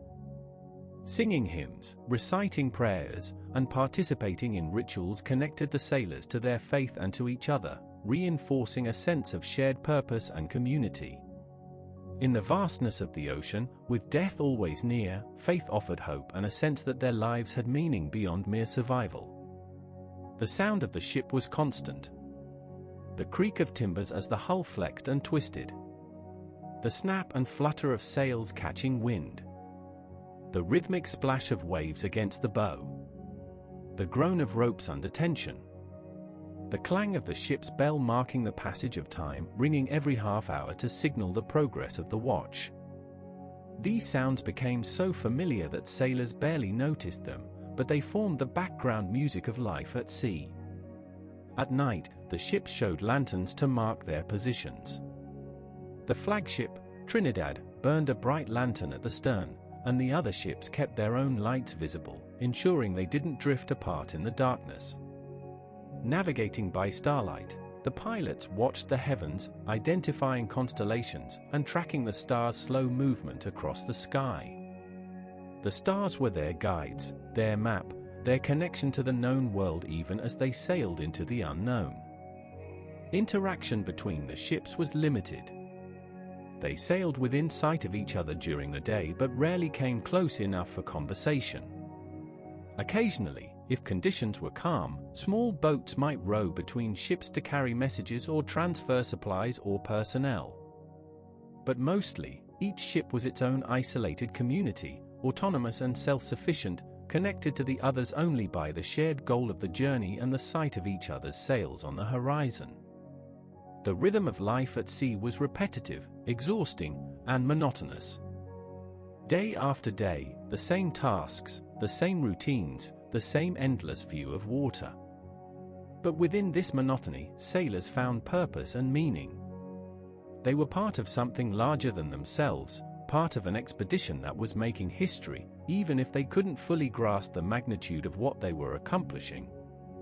They sailed on, performing their duties, trusting their captain and their ships, and waiting for the horizon to finally reveal something other than more ocean. The Pacific remained calm, the weather fair, the winds favorable. The ships made steady progress, covering perhaps 60 to 80 miles per day, sometimes more if the wind was particularly strong, sometimes less if it faltered. Over weeks, those miles added up, carrying them farther and farther west, deeper and deeper into the unknown. And still the ocean stretched before them, vast and apparently endless, testing their endurance in ways that storms and violence never could. The rhythm of life at sea continued, day after day, and the crew held on, sailing toward a horizon that never seemed to change. December 1520 turned into January 1521, and still the Pacific revealed only water. The calendar marked the passage of time, but to the sailors, one day blurred into the next. The sun rose in the east, climbed to its zenith, and set in the west. The stars wheeled overhead at night. The moon waxed and waned. But the view never changed. Blue water to the horizon in every direction. Clear skies or scattered clouds. Gentle winds pushing the ship steadily northwest. The psychological weight of this endless sameness grew heavier with each passing day. Humans are not meant to exist in such featureless environments. We need landmarks, changes in scenery, a sense of progress toward a destination. But the Pacific offered none of these. Each sunrise revealed the same vista. Each day's sailing seemed to accomplish nothing, for tomorrow looked exactly like today, and yesterday, and the day before.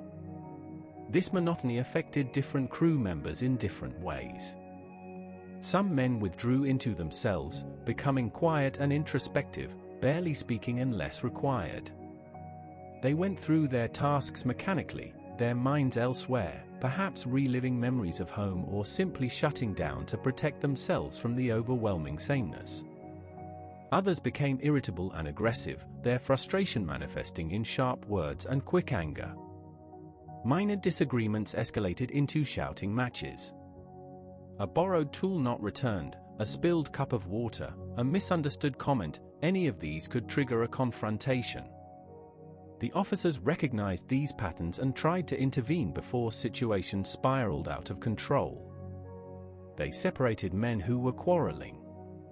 They assigned troublemakers to different watches so they wouldn't have to work together.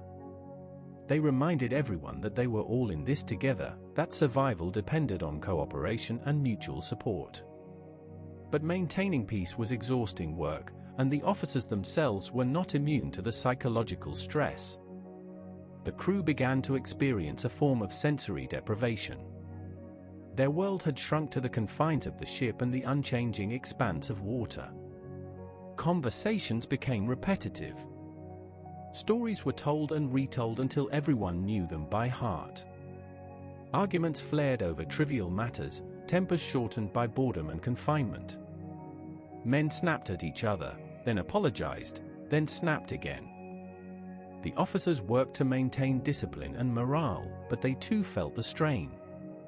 Some sailors developed nervous habits, constantly checking the horizon, pacing back and forth across the deck, fidgeting with ropes or tools. These behaviors were attempts to cope with the stress, to create some sense of activity or purpose in an environment that offered neither. Others slept more than necessary, using sleep as an escape from the tedium and anxiety. They would lie in their hammocks during off-duty hours, even when not particularly tired, simply to pass the time and avoid thinking about their situation. Magellan remained outwardly confident, projecting calm authority. He stood on deck, scanning the horizon, consulting with his pilots, maintaining the routines that structured shipboard life. But privately, he must have felt doubts. The Spice Islands should have been reached by now. Asia should have appeared on the horizon. The charts and estimates that had guided his planning were proving dramatically wrong. The Earth was larger than anyone had imagined, or at least the Pacific Ocean was. But he could not show doubt to his crew. He had to believe, or at least appear to believe, that land would come soon. Antonio Pigafetta, the expedition's chronicler, continued to keep his journal, recording observations of the sea, the weather, the ship's progress. His writings reflect both wonder at the ocean's vastness and growing concern about their situation. He noted the absence of land, the dwindling provisions, the crew's growing anxiety. But he also recorded moments of beauty, the play of light on water, the appearance of dolphins and flying fish, the brilliance of stars in the clear night sky. His journal became a way of imposing order and meaning on an experience that threatened to overwhelm with its sheer scale and monotony. The weather remained remarkably favorable.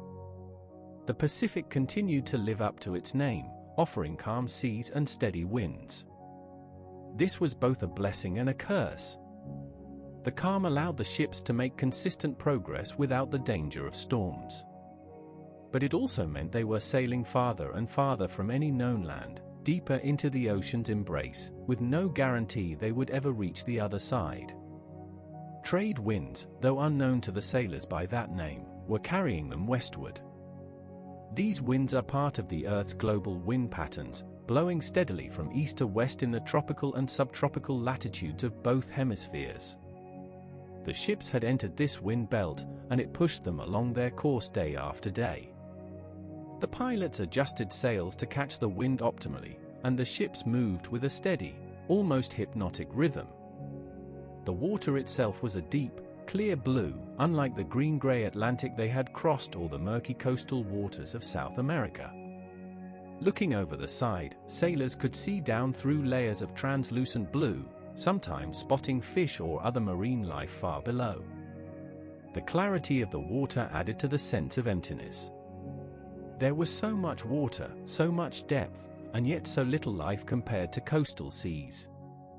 Occasionally, the crew spotted marine life that broke the monotony. Schools of dolphins appeared, swimming alongside the ships, leaping and playing in the bow waves. The sailors watched them with delight, taking their presence as a good omen. Dolphins were seen as friendly creatures, and their playful behavior brought smiles even to worried faces. Flying fish were another source of fascination and, occasionally, sustenance.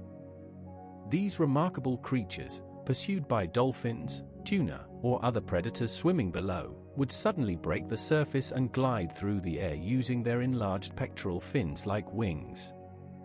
The sailors watched in amazement as the fish would sail through the air for distances that could exceed 150 feet, sometimes reaching heights of several feet above the water. They moved with surprising grace, their bodies streamlined, their fins spread wide to catch the air. The physics of their flight, though unknown to the 16th century sailors, involved building speed underwater and then launching at a sharp angle, using the momentum to carry them through the air.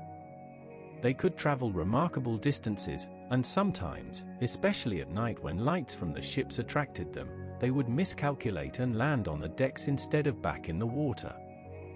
When this happened, the sailors eagerly collected them. Every flying fish that landed aboard was a small treasure, a gift from the sea. Fresh fish, however small, were a welcome addition to their diet of preserved rations. The fish were typically 6 to 12 inches long, with firm, white flesh. The cook would clean them quickly, removing scales, gutting them, cutting off the heads, and then either fry them over the galley fire or add them to soup or stew. The crew savored every bite, the fresh taste a sharp and delightful contrast to the monotony of hardtack and salt meat. Sometimes the sailors would try to catch flying fish deliberately, hanging nets from the sides of the ships or creating barriers that might intercept the fish during their flights. Success was rare, but the effort gave them something to do, a task that broke the monotony and offered the possibility, however slim, of improving their food situation. Seabirds, however, became increasingly rare as the ships moved farther from land. In coastal waters, gulls, pelicans, terns, and other birds were common. The sailors were accustomed to seeing birds wheeling overhead, diving for fish, following the ships in hopes of scraps. The presence of birds was normal, expected, a constant feature of maritime life near shores. But out in the open ocean, miles from any land, birds disappeared almost entirely. Days would pass without seeing a single bird. The sky remained empty except for clouds. The silence was eerie. No calls, no wings flapping, no shadows passing overhead. This absence was ominous. Experienced sailors knew that birds indicated land nearby. Their presence meant that shore was within flying distance, perhaps 50 to 100 miles away, close enough that the birds could forage at sea and return to land to nest. The absence of birds confirmed what the crew feared: they were truly in the middle of an ocean, far from any shore. There were no islands nearby, no continents within reach. They were completely isolated, surrounded by thousands of miles of water in every direction. This realization was sobering and frightening. If something went wrong, if a ship sank or a fire broke out or they ran completely out of provisions, there was nowhere to go, no refuge within reach. They were entirely dependent on their ships, their supplies, and their own endurance. One day, the lookout spotted something on the horizon. Hearts raced. Could it be land? The ships altered course slightly to investigate. As they drew closer, hope turned to disappointment. It was a low, sandy islet, barely breaking the surface, surrounded by surf and reefs. The island was too small and too dangerous to approach safely.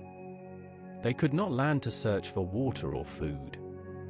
The pilots noted its position and the fleet continued on, leaving the tiny island behind. Pigafetta recorded it as San Pablo, named for St. Paul. Modern scholars believe it was likely Puka Puka in the Tuamotu archipelago.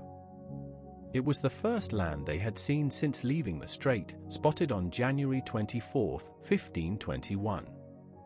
Nearly 2 months had passed with nothing but ocean. Several weeks later, on February 21st, another island appeared. Again, hope surged. And again, disappointment followed. This island, too, was small and unapproachable, surrounded by reefs and breaking waves. They named it Tiburones, sharks, for the sharks they observed in the waters around it. It was likely Caroline Island or possibly Flint Island. Once more, the fleet sailed on, unable to land, unable to resupply. These two sightings, rather than encouraging the crew, deepened their despair. They had crossed enormous distances, and all they had found were two tiny, useless islands in the middle of a vast ocean. How much farther did they have to go? Were there any substantial lands ahead, or would they encounter only more of these insignificant specks of sand and coral?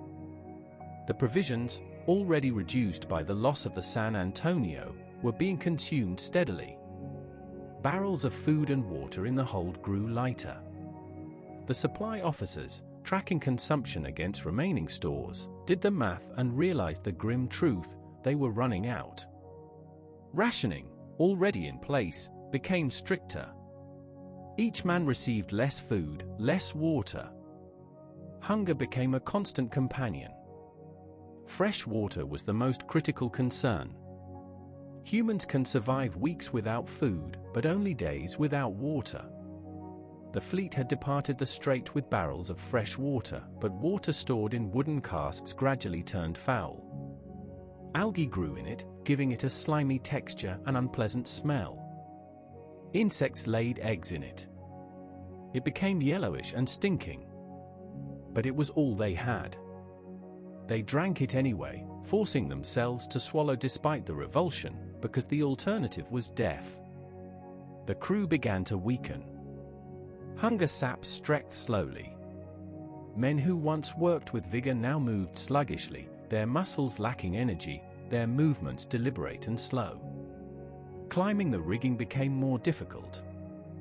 Hauling ropes required more effort. Injuries healed more slowly. Tempers frayed further. Yet the ships sailed on.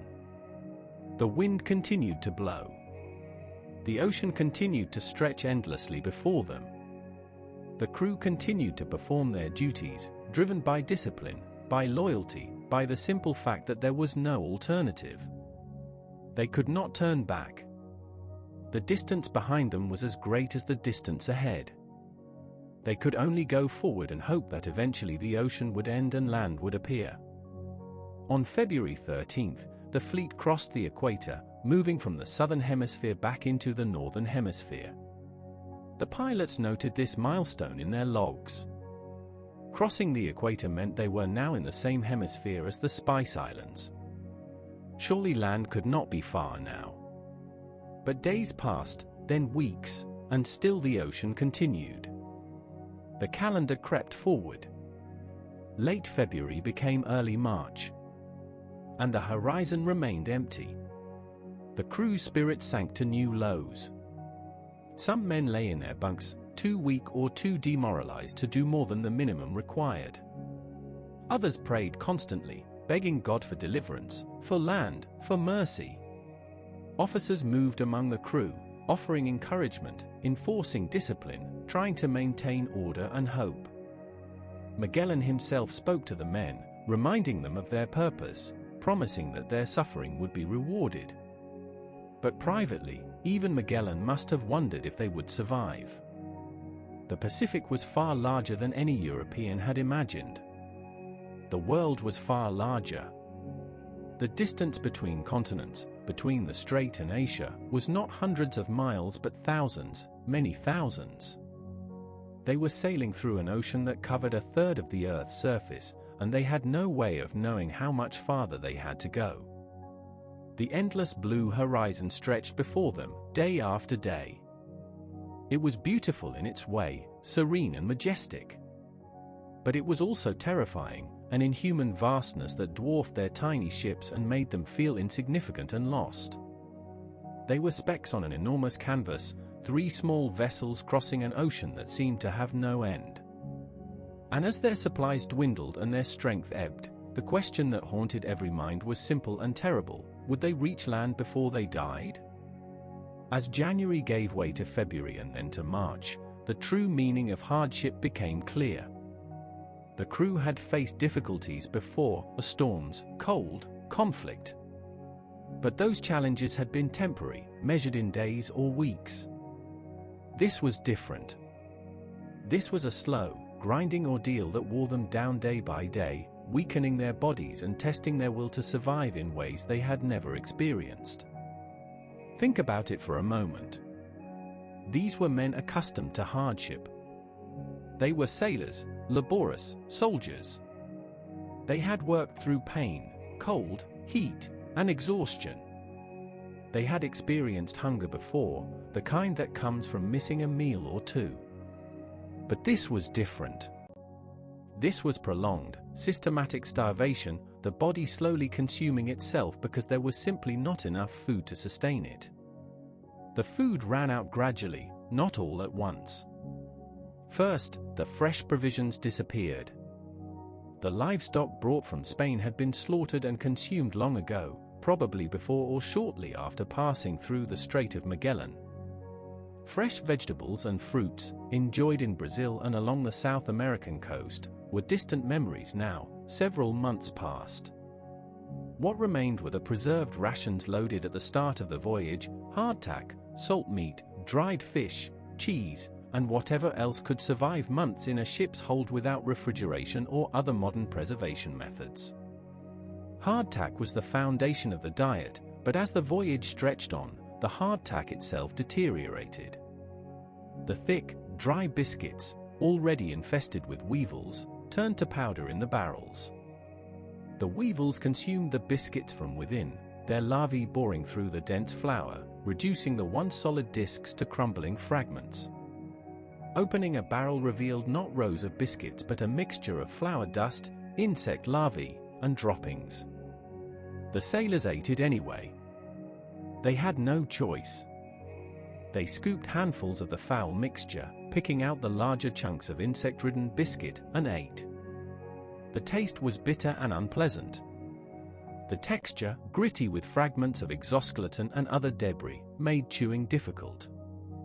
But it provided calories, and calories meant survival. They learned to ignore the revulsion, to swallow without thinking too much about what they were eating. Antonio Pigafetta recorded the conditions in his journal with stark honesty: "We only ate old biscuit reduced to powder, and full of grubs, and stinking from the dirt which the rats had made on it when eating the good biscuit." The hardtack had been contaminated not only by weevils but also by rats, which had gnawed through the barrels and defiled the contents with their urine and droppings. The stench was horrible, but hunger overrode disgust. When the hardtack ran low, the crew turned to other sources of food, no matter how unappetizing or unconventional. They caught and ate the rats that infested the ship. Rats, normally despised and hunted as vermin that destroyed provisions and spread disease, suddenly became a valuable commodity, a source of protein in a protein-starved diet. The rats aboard ship were descendants of rodents that had found their way into the holds in Spain, stowing away among the barrels and crates. Over the months at sea, they had multiplied in the dark, warm spaces below deck, breeding prolifically as rats do. They fed on whatever they could find: grain, rope fibers, leather, even chewing through wooden containers to access the contents. The crew had always viewed them as enemies, pests to be killed whenever possible. But now, perspective shifted. Rats became food. Sailors set traps, improvising snares from rope and pieces of wood. They hunted them in the dark corners of the hold with clubs, or simply grabbed them with their hands when they could corner one. The captured rats were killed quickly, then prepared for eating. Preparing a rat for consumption was not pleasant work, but hunger erases squeamishness. The sailors would skin the rat, removing the fur and hide. They would gut it, discarding the internal organs, though in extreme hunger, even organs might be consumed. What remained was a small carcass of lean meat, perhaps 4 to 6 ounces depending on the rat's size. The meat was roasted over the galley fire or boiled in soup. The taste, according to those who have eaten rat meat, and there are historical records from other survival situations, is gamey and somewhat strong, similar to rabbit but tougher and less pleasant. The texture is stringy, the meat lean and chewy. But to starving men, it was precious protein, and they ate it not just willingly but eagerly. Pigafetta noted that rats cost £0.50 each, a substantial price reflecting their value as food in this desperate situation. £0.50 represented significant money for common sailors, and the fact that they were willing to pay such prices shows how valuable the rats had become. Men with money or possessions to trade could buy rats from those who caught them. A small economy developed around rat catching, with skilled hunters able to command premium prices for their catches. This detail, recorded matter-of-factly in Pigafetta's journal, speaks volumes about the conditions aboard the ships. When rats become expensive luxury foods, you know that desperation has reached extraordinary levels. Yet the crew adapted. They made the best of their circumstances, finding protein where they could, and continued to function as a working maritime force. Even more desperate measures followed. They consumed the ox hides that had been used to protect the rigging where the main yards pressed against ropes. These hides, thick and tough, had been exposed to sun, rain, and seawater for months, rendering them as hard as wood. Pigafetta described the process: "We left them for 4 or 5 days in the sea, and then we put them a little on the embers, and so ate them. Soaking the hides in seawater softened them slightly, and charring them on coals made them marginally more palatable. The sailors chewed on the leathery strips, extracting what little nourishment they could. They ate sawdust. Sawdust. The fine wood shavings that accumulated from the carpenter's work, normally swept overboard as waste, became food. Mixed with what little flour remained or simply eaten on its own, sawdust filled the stomach even if it provided no real nutrition. It was roughage, cellulose that the human digestive system cannot process. But chewing it, swallowing it, feeling something in the belly, offered a psychological comfort even as it did nothing to stave off actual starvation. Water, too, was consumed in ways that defied all norms of hygiene or safety. The fresh water in the barrels had long since turned yellow and putrid, filled with algae and other contaminants. Pigafetta wrote that we drank water that was yellow and stinking. The smell alone was enough to induce nausea, but thirst is more powerful than revulsion. The crew held their breath, tilted their heads back, and gulped down the foul liquid, knowing that dehydration would kill them faster than tainted water.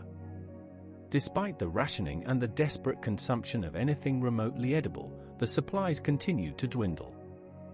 There simply wasn't enough food for 170 men over the course of more than 3 months at sea.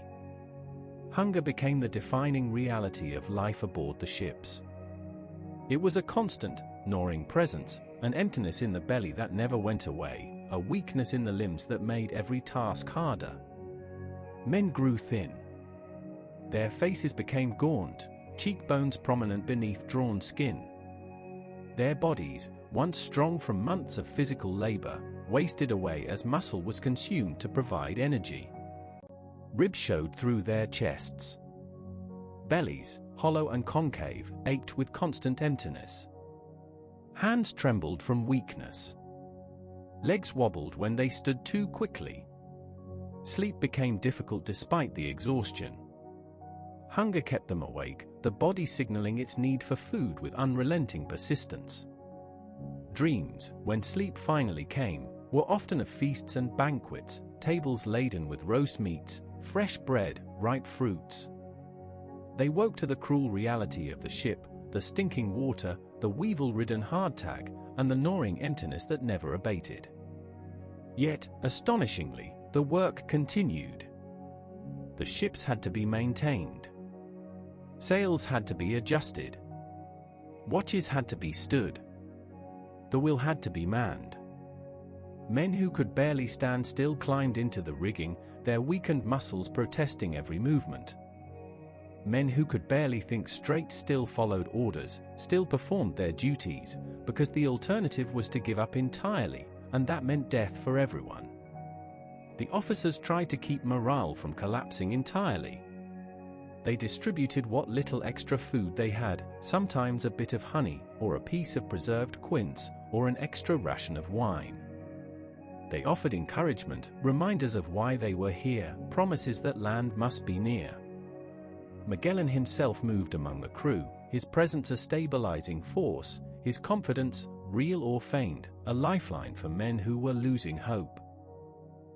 But even the officers were suffering. Interestingly, they seemed to fare slightly better than the common sailors, and historians believe this was due to their access to carne de membrillo, the preserved quince paste. Quince contains vitamin C, which helps prevent scurvy.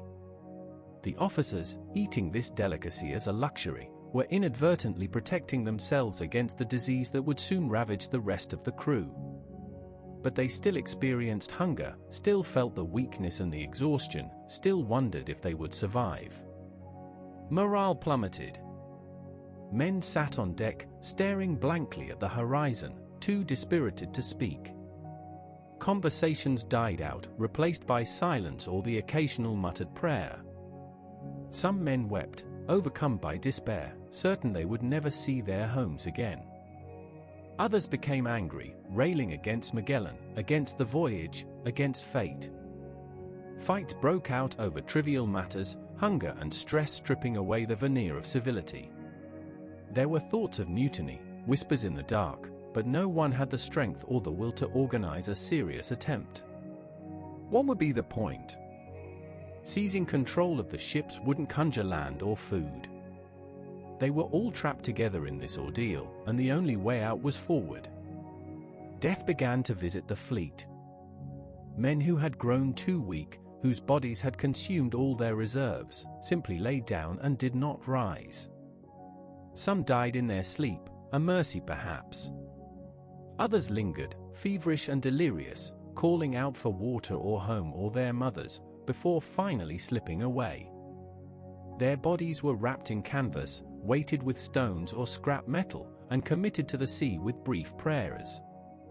The splash as they hit the water, the swirl of bubbles, and then nothing. The ocean claimed them, adding their bones to the depths. Pigafetta recorded that during the Pacific crossing, 19 men died. 19 out of 170. More than 10% of the crew. Each death was a blow to morale, a reminder of the fragility of life, a warning that any of them could be next. The survivors watched their shipmates disappear beneath the waves and wondered how long they themselves had left. Yet the ships sailed on. The wind still blew.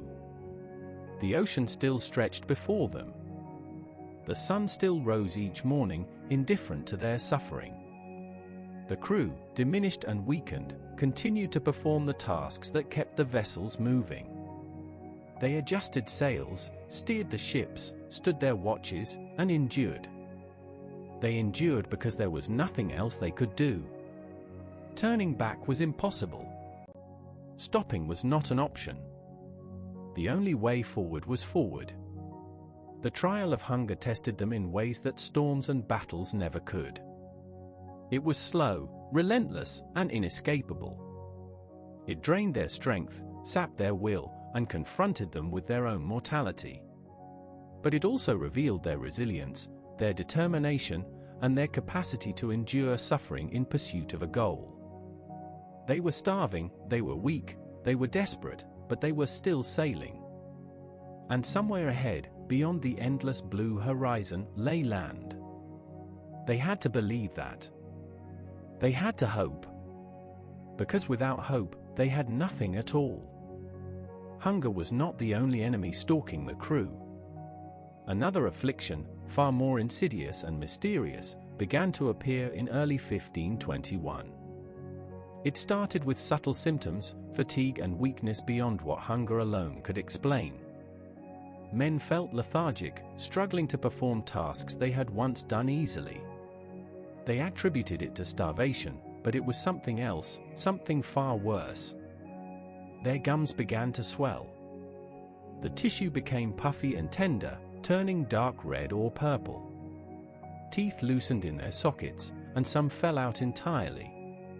Eating became painful, which worsened their already desperate nutritional situation. Men with swollen, bleeding gums could barely chew the hard, contaminated food they had left, and swallowing became agonizing. Bruises appeared spontaneously, dark purple marks spreading across arms, legs, and torsos without any apparent injury. Old wounds that had healed months ago reopened, bleeding freely. New injuries refused to heal, festering and oozing instead of closing. Skin turned sallow and pale, taking on an almost translucent quality. Joints ached and swelled, making movement painful. As the disease progressed, men experienced shortness of breath and chest pain. Their hearts raced even when they were resting. Some developed high fevers, burning with heat despite the tropical climate. Others grew cold, shivering uncontrollably even in the sun. Confusion set in, minds growing foggy and disoriented. Some men hallucinated, seeing visions of home or loved ones or imaginary lands on the horizon. The crew called it the sickness of the sea, but they did not understand what caused it or how to treat it.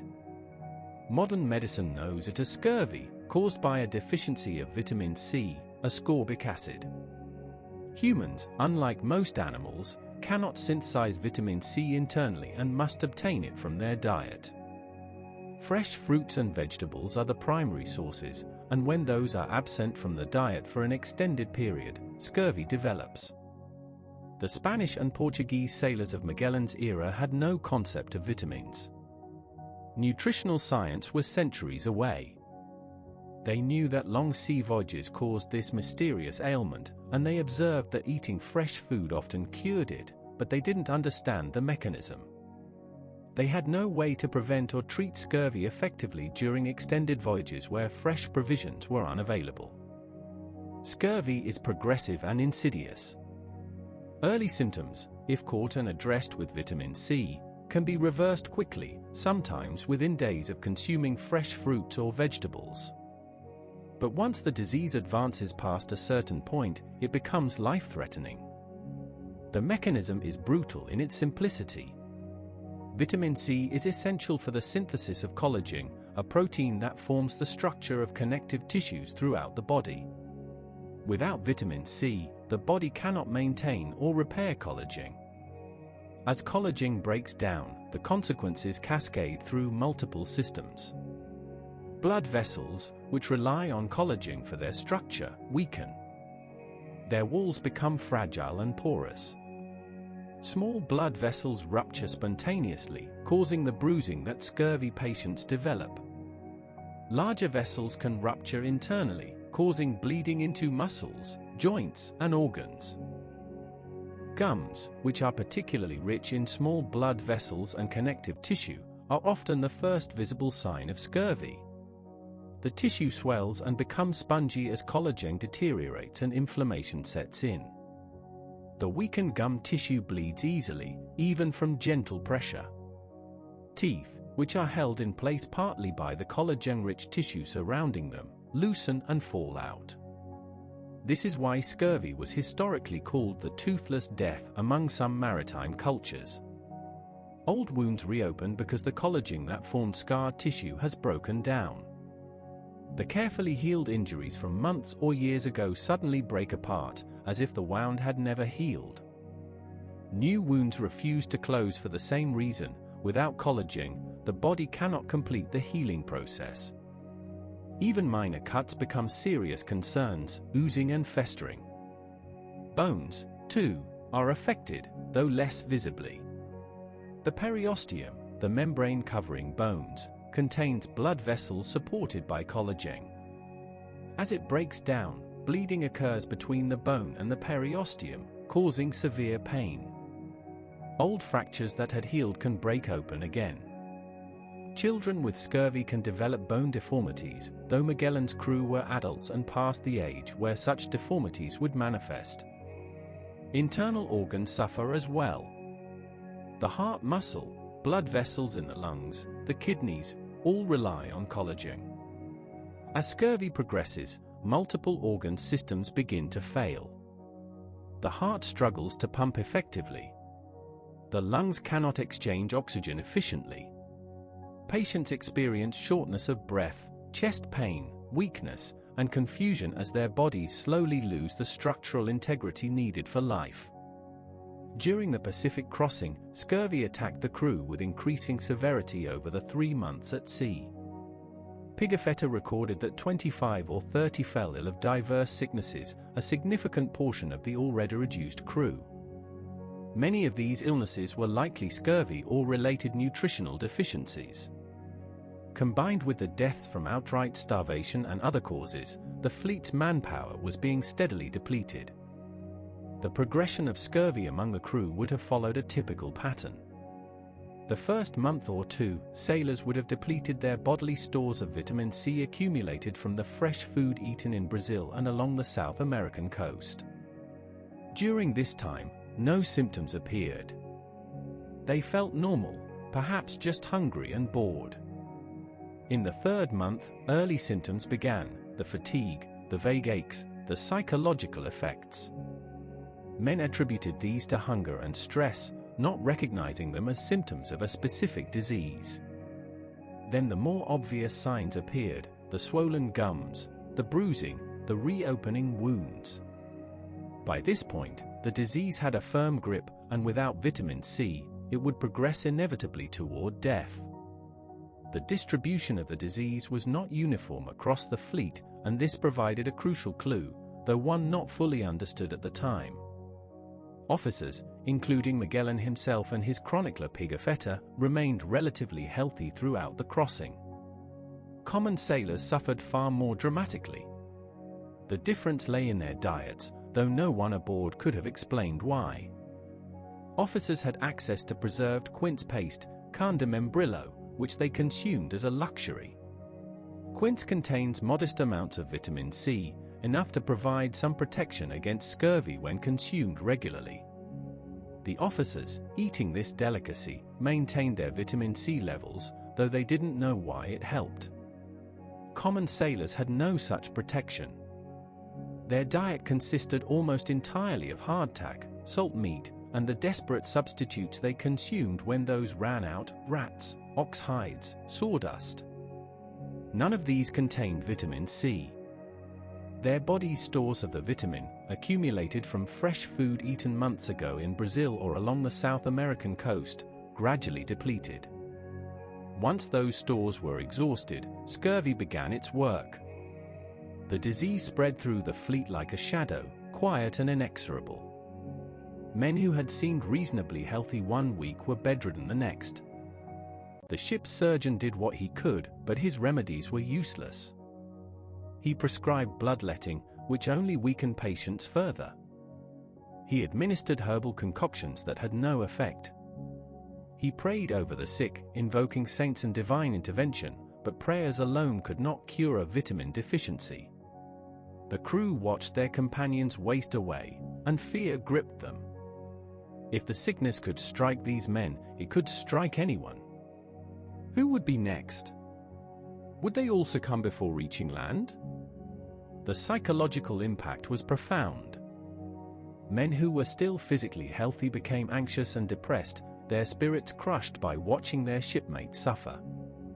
The officers tried to maintain order and morale, but it was increasingly difficult. How could they reassure men that everything would be fine when the evidence of disaster surrounded them?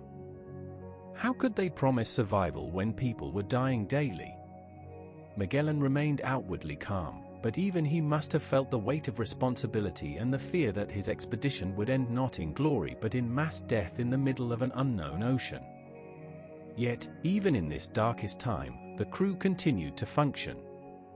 Men too sick to work were excused from duty, lying in the dark, stinking spaces below deck while their healthier companions took on their tasks. The burden on those still able to work increased, but they shouldered it, understanding that the alternative was to let the ships founder, which would doom everyone. The pilots continued to navigate, checking their position daily when the sun was visible, steering the fleet toward the northwest. The helmsman continued to grip the tiller, feeling the ship's motion through their hands, keeping her on course. The lookouts continued to scan the horizon, hoping desperately to see land, anything to break the monotony and provide a glimmer of hope. The cooks continued to prepare the pitiful rations, distributing spoiled hardtack and foul water to men who needed so much more. Scurvy's advance was relentless, but it was not instantly fatal. Men could live for weeks or even months with the disease, growing progressively weaker before finally succumbing. This meant that even those who were seriously ill could still contribute in small ways, standing watch, performing light duties, offering encouragement to others. The fleet limped forward, its crew decimated but not destroyed, hanging on by sheer determination. The psychological resilience required to endure this ordeal is almost beyond comprehension. Imagine being cold, hungry, weak, in pain, watching friends and companions die, surrounded by an ocean that seems to have no end, with no certainty that land will ever appear or that you will survive to see it. Imagine continuing to work, to follow orders, to maintain hope, despite all of that. That was what the crew of Magellan's fleet did. They endured. Modern historians, reading Pigafetta's account and other records, marvel at the human capacity for survival demonstrated by this voyage. The Pacific crossing was not just a geographical achievement. It was a testament to human endurance, to the ability of people to keep going even when every rational calculation says they should give up. Scurvy was a silent killer, advancing quietly through the fleet, claiming lives and sapping strength. But it did not claim everyone. Some men, either through luck, genetics, or small amounts of vitamin C obtained from sources we can only guess at, resisted the disease. These survivors formed the core that kept the fleet moving, that maintained the watches, that held the ships together. And somewhere ahead, though they could not know how far, lay land. Lay salvation. Lay an end to this terrible voyage across the Pacific. They sailed on, sick and starving, dying but not yet dead, and they sailed toward hope, even if hope seemed impossibly distant. Scurvy's silent advance continued, but so did the ships. And that, perhaps more than any other single fact, defines the courage and determination of Magellan's crew. In an age without GPS, satellites, or even accurate clocks, navigating across thousands of miles of open ocean was a profound challenge. The pilots aboard Magellan's fleet relied on tools and techniques that were primitive by modern standards but represented the cutting edge of 16th century navigation. Their task was to determine where they were going, and how to get there, using only the sun, stars, a compass, and their own skill and experience. The compass was the most fundamental tool. Its magnetized needle, floating in a bowl of water or suspended on a pivot, pointed north. By aligning the ship's course with a compass bearing, the pilot could maintain a consistent direction. The fleet sailed northwest for most of the Pacific crossing, and the compass ensured they didn't drift off course randomly. But the compass had limitations. Magnetic variation, the difference between true north and magnetic north, varied depending on location, and the pilots had to compensate based on their understanding, which was incomplete. Determining latitude, the ship's position north or south of the equator, was possible through celestial navigation. At midday, when the sun reached its highest point in the sky, the pilot used an astrolabe or a quadrant to measure the sun's altitude above the horizon. This angle, combined with tables showing the sun's declination, its apparent movement north and south over the course of the year, allowed the pilot to calculate the ship's latitude with reasonable accuracy. On clear days, this method worked well. The pilot took his sighting, consulted his tables, did the necessary arithmetic, and determined that they were at, say, 10 degrees north latitude. This information told him how far north of the equator they were, which was useful for maintaining course and for estimating distance traveled. But clouds could obscure the sun for days, leaving the pilot to rely on dead reckoning, estimating position based on speed, time, and last known location. Errors accumulated rapidly with dead reckoning, especially over the long distances they were covering. At night, The pilots used stars for navigation. In the Northern Hemisphere, Polaris, the North Star, was invaluable because it appears almost directly above the North Pole. Measuring the angle of Polaris above the horizon gives latitude directly. In the Southern Hemisphere, where Polaris is not visible, navigators used other stars and constellations, though with less precision. The Southern Cross became an important reference point, though it required more complex calculations to derive latitude from its position. Longitude, the ship's position east or west, was essentially impossible to determine accurately at sea in the 16th century. Calculating longitude requires knowing the exact time at a reference point, such as the port of departure, and comparing it to local time. Without accurate clocks, and mechanical clocks of that era were far too imprecise to keep accurate time over weeks or months aboard a rolling ship, there was no way to measure longitude directly. Instead, pilots used dead reckoning for longitude. They estimated the ship's speed by observing objects thrown overboard, by the feel of the ship's motion, or by using a crude log line, a rope with knots tied at intervals, paid out over the stern. They tracked time using hourglasses, which were turned every half hour and marked by ringing the ship's bell. By multiplying speed by time, they estimated distance traveled, which combined with the compass bearing gave them an estimated east-west position. But this method was fraught with errors. Currents pushed the ship off course. Wind varied in strength. The helmsman's steering was not perfectly consistent. The hourglasses were not perfectly accurate. Small errors in any of these variables compounded over days and weeks, meaning that the pilot's estimates of longitude could be off by hundreds of miles after a long voyage. On February 13, 1521, the fleet crossed the equator, moving from the Southern Hemisphere back into the Northern Hemisphere. This was a significant milestone, both practically and psychologically. The pilots noted the crossing in their logs, and the crew was informed. Crossing the equator meant they had traveled vast distances from the strait, which lay well south of the equator. It also meant they were now in the same hemisphere as the Spice Islands, which lay north of the equator. Surely, the reasoning went, they must be getting close. Traditional maritime culture includes ceremonies for crossing the equator, and while records from this expedition don't specifically describe such a ceremony, it's likely the crew marked the occasion in some way. Crossing the line was a rite of passage, especially for sailors experiencing it for the first time. Perhaps they performed rituals, told stories, or simply acknowledged the moment with a few extra rations of wine. Any break in the monotony, any milestone that marked progress, was valuable for morale. As they sailed northwest in the Northern Hemisphere, the stars changed once again. Polaris, the North Star, rose higher above the horizon each night, its altitude matching their northern latitude.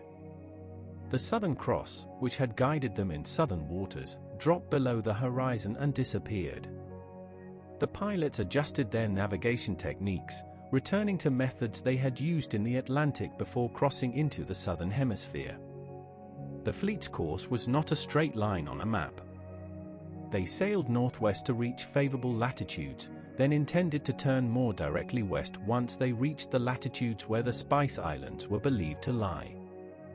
This course was chosen based on Magellan's knowledge of the East Indies from his earlier voyages and on the charts prepared before the expedition. But those charts were based on incomplete information, and the actual geography of the Pacific was vastly different from what they depicted. The pilots conferred daily, comparing their observations and calculations. They argued about their exact position, about how far they had traveled, about how much farther they had to go. These debates could become heated, as no one had definitive answers. But the process helped refine their estimates and ensured that multiple perspectives were considered in navigation decisions. Distance estimation was particularly problematic. The pilots knew, roughly, how many miles they had traveled each day, and they could add these up to get a cumulative distance. But they didn't know how far they had to travel in total. The width of the Pacific Ocean was unknown. the distance from the coast of South America to Asia was a matter of speculation. Early geographers like Ptolemy had underestimated the Earth's size, and 16th-century maps reflected this error. Magellan believed the Spice Islands were only a few thousand miles west of South America. In reality, the distance was more than 12,000 miles, depending on the route. As the days turned into weeks and then months, and the ships continued to sail without sighting substantial land, the realization slowly dawned that their estimates were wrong. The world was larger than they had thought. The Pacific Ocean was far wider than any European had imagined. This knowledge was both terrifying and awe-inspiring. Terrifying because it meant they were in greater danger, farther from salvation, than they had believed. Awe-inspiring because they were discovering the true scale of the planet, adding to human knowledge in ways that would change geography forever. The pilots noted their observations carefully. Francisco Albo, the Victoria's pilot, kept a detailed logbook, recording daily positions, course changes, weather conditions, and sightings. These records would become invaluable for future navigators, providing the first European data on crossing the Pacific. Pigafetta's journal complemented the official logs, adding personal observations and context that the technical logs omitted. Navigating the Pacific required not just technical skill but also intuition, experience, and a willingness to adapt. The pilots were sailing into the unknown, with imperfect tools and incomplete knowledge. They made the best decisions they could with the information available, adjusted as they gained new information, and kept the fleet moving in what they believed was the right direction. The fact that they succeeded, that they eventually reached land and completed the crossing, is a testament to their skill and determination. The crossing of the equator was a marker, a point of reference in an otherwise featureless journey. It told them where they were in a north-south sense, even if they couldn't determine their east-west position with any precision. It gave them hope that they were making progress, that the voyage was not an endless circle but a path toward a destination. And it reminded them that despite the suffering, despite the hunger and sickness and death, they were still moving forward. The ships were still sailing. The navigation continued. And somewhere ahead, the Pacific would end, and their journey across it would be complete. On March 6, 1521, after 98 days at sea, after sailing approximately 12,000 miles, after enduring hunger, thirst, disease, and suffering beyond imagination, the lookout aboard the Trinidad cried out two words that would change everything. "Land ho!" Every man who could move rushed to the side of the ship. They stared at the horizon, hardly daring to believe. And there it was, a smudge of green and brown against the blue, growing more distinct as the ships drew closer. Land. Real, solid, indisputable land. After more than 3 months of seeing nothing but ocean, they had reached an island. The reaction was immediate and visceral. Men wept openly, tears of joy and relief streaming down their gaunt faces. They embraced each other, laughing and crying simultaneously. They fell to their knees in prayer, thanking God, the Virgin Mary, and every saint they could name. They shouted, cheered, and danced despite their weakness. The despair that had gripped them for weeks lifted in an instant, replaced by euphoria and hope. Antonio Pigafetta recorded that they had spent 3 months and 20 days crossing the Pacific without finding any land except the 2 small, uninhabitable islands they could not reach. Now, finally, they had arrived at a place where they could land, where they could find fresh water and food, where they might survive. The island they sighted was part of what we now call the Mariana Islands, an archipelago in the western Pacific. They first saw rota, but the currents and winds made landing there difficult. 30 hours later, they reached Guam, a larger island where landing was feasible. The ships dropped anchor offshore, and the crew prepared to go ashore. As the ships approached, they saw people. Indigenous inhabitants emerged from the forest and came down to the beach. These were the Chamorro people, who had lived on these islands for thousands of years, navigating the Pacific in sophisticated outrigger canoes called proas. The Chamorros watched the strange ships with curiosity and caution. Dozens of Chamorros paddled out to the ships in their proas. These canoes were remarkable vessels, fast and maneuverable, with an outrigger on one side for stability. They were completely unlike European ships, and the Spanish sailors watched them with fascination. The proas moved with grace and speed, darting around the larger, slower Spanish vessels. The Chamorros climbed aboard the ships, curious about these pale-skinned strangers and their enormous wooden vessels. They examined everything with interest, touching the ropes, the sails, the metal fittings. And then, to the sailors' alarm, they began taking things. Knives disappeared. Pieces of rigging were untied and carried away. Anything metal or unusual was picked up and removed. The Chamorros seemed to have a different concept of property, perhaps viewing these items as gifts or free for the taking. A physical confrontation broke out. Spanish sailors, already on edge from months of hardship, reacted angrily to what they perceived as theft. Punches were thrown. Men wrestled. At least one Chamorro was killed in the melee. The remaining Chamorros fled back to their canoes, taking with them not only the items they had collected from the ships but also the Trinidad's Bergantina, a small boat that had been tied to the ship's side. They paddled away rapidly, leaving the Spanish sailors furious and alarmed. Magellan, enraged by this incident, decided to retaliate. The next day, he organized a raiding party. Spanish sailors went ashore armed with crossbows, arquebuses, and swords. They attacked a Chamorro village, burning approximately 40 to 50 houses and killing 7 men.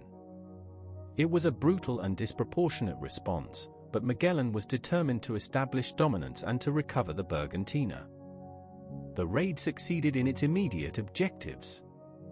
The Spanish recovered the small boat and demonstrated their superior weaponry.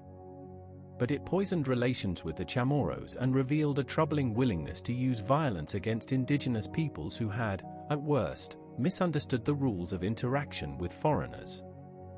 Despite this violent beginning, the expedition did manage to obtain supplies. They found fresh water, which the crew drank with desperate relief.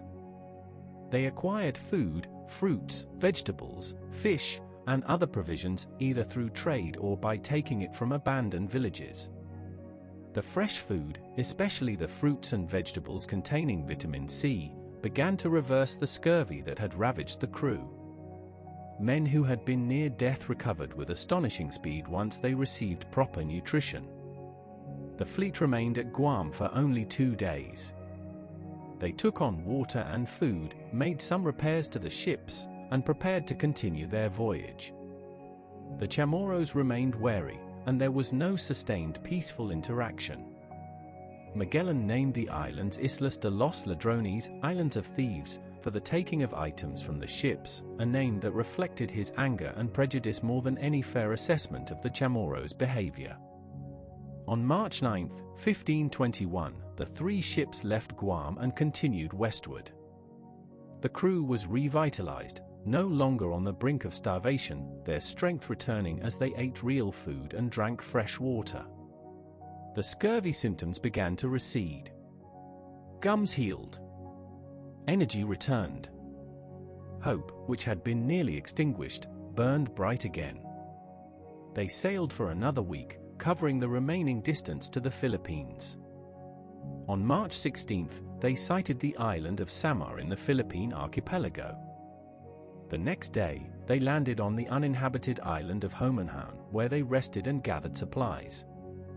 Here, they encountered friendly locals from the nearby island of Suluan, and the interactions were peaceful and mutually beneficial.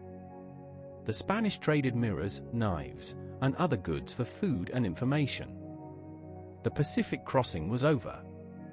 They had crossed from the western coast of South America to the islands of Southeast Asia.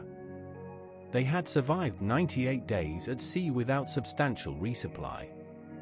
They had endured conditions that would have broken most people. And they had succeeded.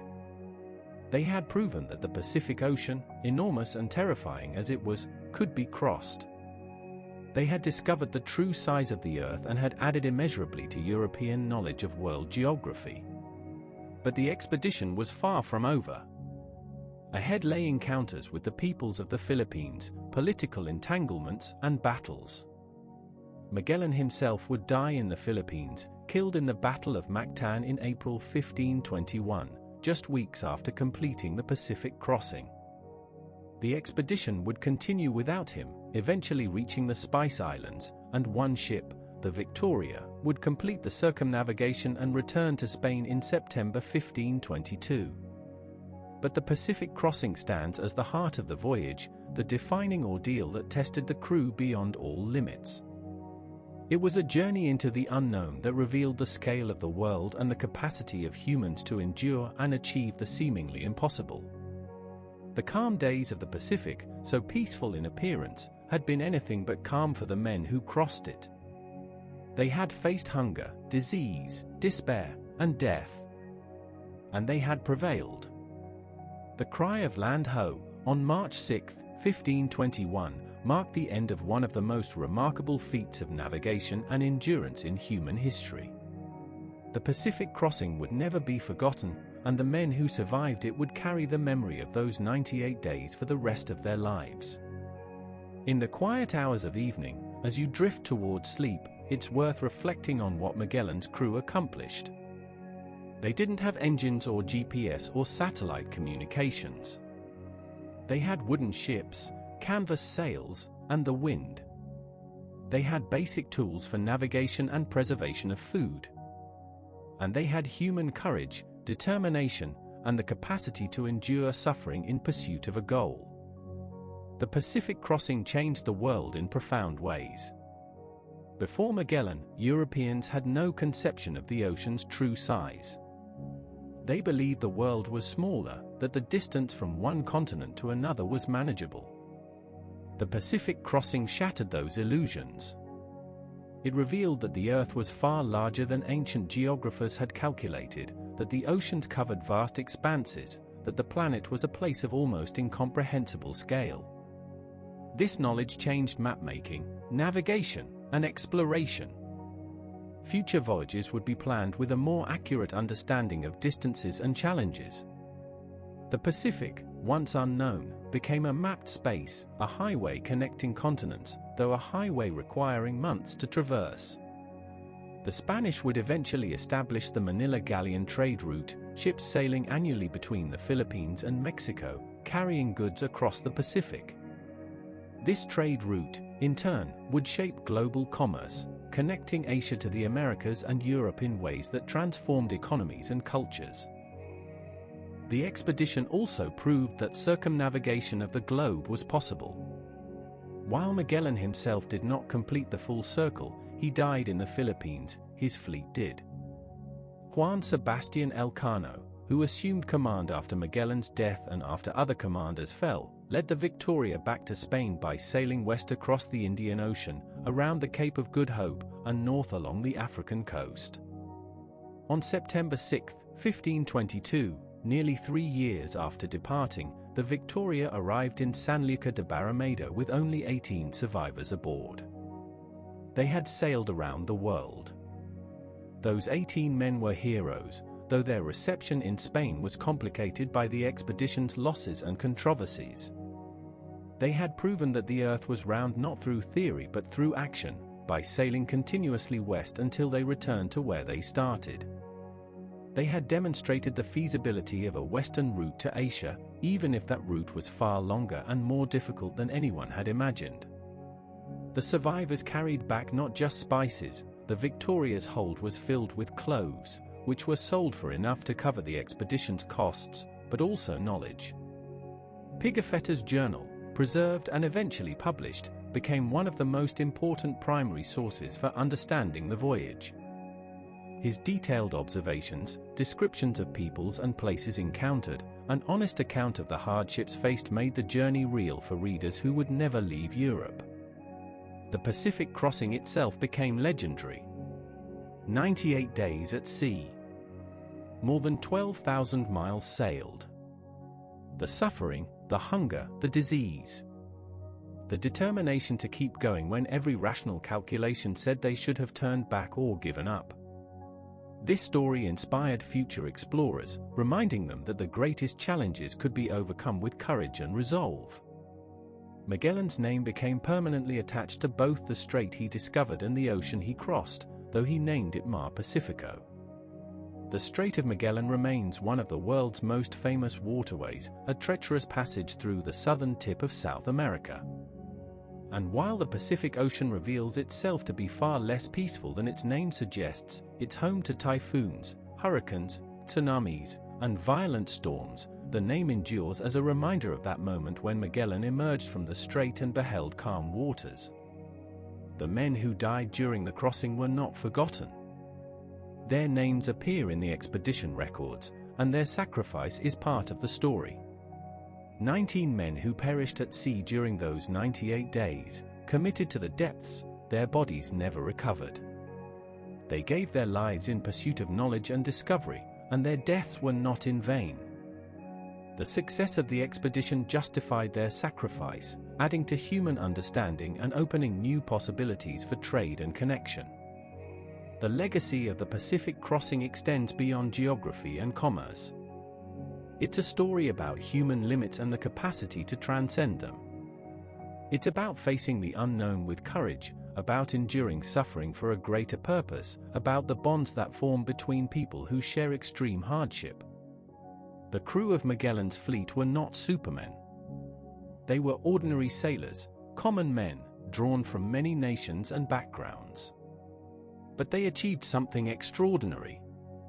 As you lie here, comfortable and safe, perhaps it's comforting to know that humans are capable of such feats. When faced with challenges that seem insurmountable, when the horizon stretches endlessly ahead with no sign of relief, when strength fails and hope dims, it's possible to keep going. Magellan's crew proved that. They sailed into the unknown and found the other side. They crossed an ocean that no European had imagined, and they survived. The story of the Pacific crossing is a story of exploration, but it's also a story of the human spirit. It's about determination, resilience, and the refusal to give up even when the situation seems hopeless. It's about the capacity of people to work together, to support each other, to endure suffering as a community. And it's about the rewards that come from perseverance, the arrival at Guam after 98 days at sea, the joy and relief of seeing land, the knowledge that the crossing was complete. Tonight, as you drift into sleep, let the gentle rhythm of Magellan's ships crossing the Pacific carry you along. Imagine the calm seas, the favorable winds, the endless blue horizon. Imagine the stars overhead, the same stars we see today, guiding the ships westward. Imagine the quiet determination of men who refused to give up, who sailed day after day into the unknown, trusting that land would eventually appear. The Pacific crossing was one of history's great adventures, a journey that expanded human knowledge and proved what we are capable of achieving. It was challenging, painful, and dangerous. But it was also triumphant, inspiring, and transformative. The men who completed it changed the world, and their story endures as a testament to human courage and exploration. If you've enjoyed this journey across the Pacific with Magellan's crew, please consider liking this video and subscribing to the channel. It helps others find these stories, and it supports the creation of more content exploring history's remarkable moments. Leave a comment if you'd like, sharing your thoughts or suggesting topics for future episodes. Your engagement makes this channel possible and helps spread knowledge and appreciation for the past. For now, though, let yourself rest. Let the story of the Pacific crossing remind you that challenges can be overcome, that suffering is temporary, and that courage and determination can carry us through even the darkest times. The ocean is vast, but it has shores. The journey is long, but it has an end. And we, like Magellan's crew, can endure and prevail. Sleep well, knowing that human history is filled with stories of ordinary people doing extraordinary things. Dream of distant horizons, of ships sailing under clear skies, of the satisfaction of completing a journey that seemed impossible. And when you wake, carry with you the knowledge that you too are capable of more than you might imagine, that the horizon is not the end but simply the beginning of what lies beyond. Good night, and safe travels through your dreams.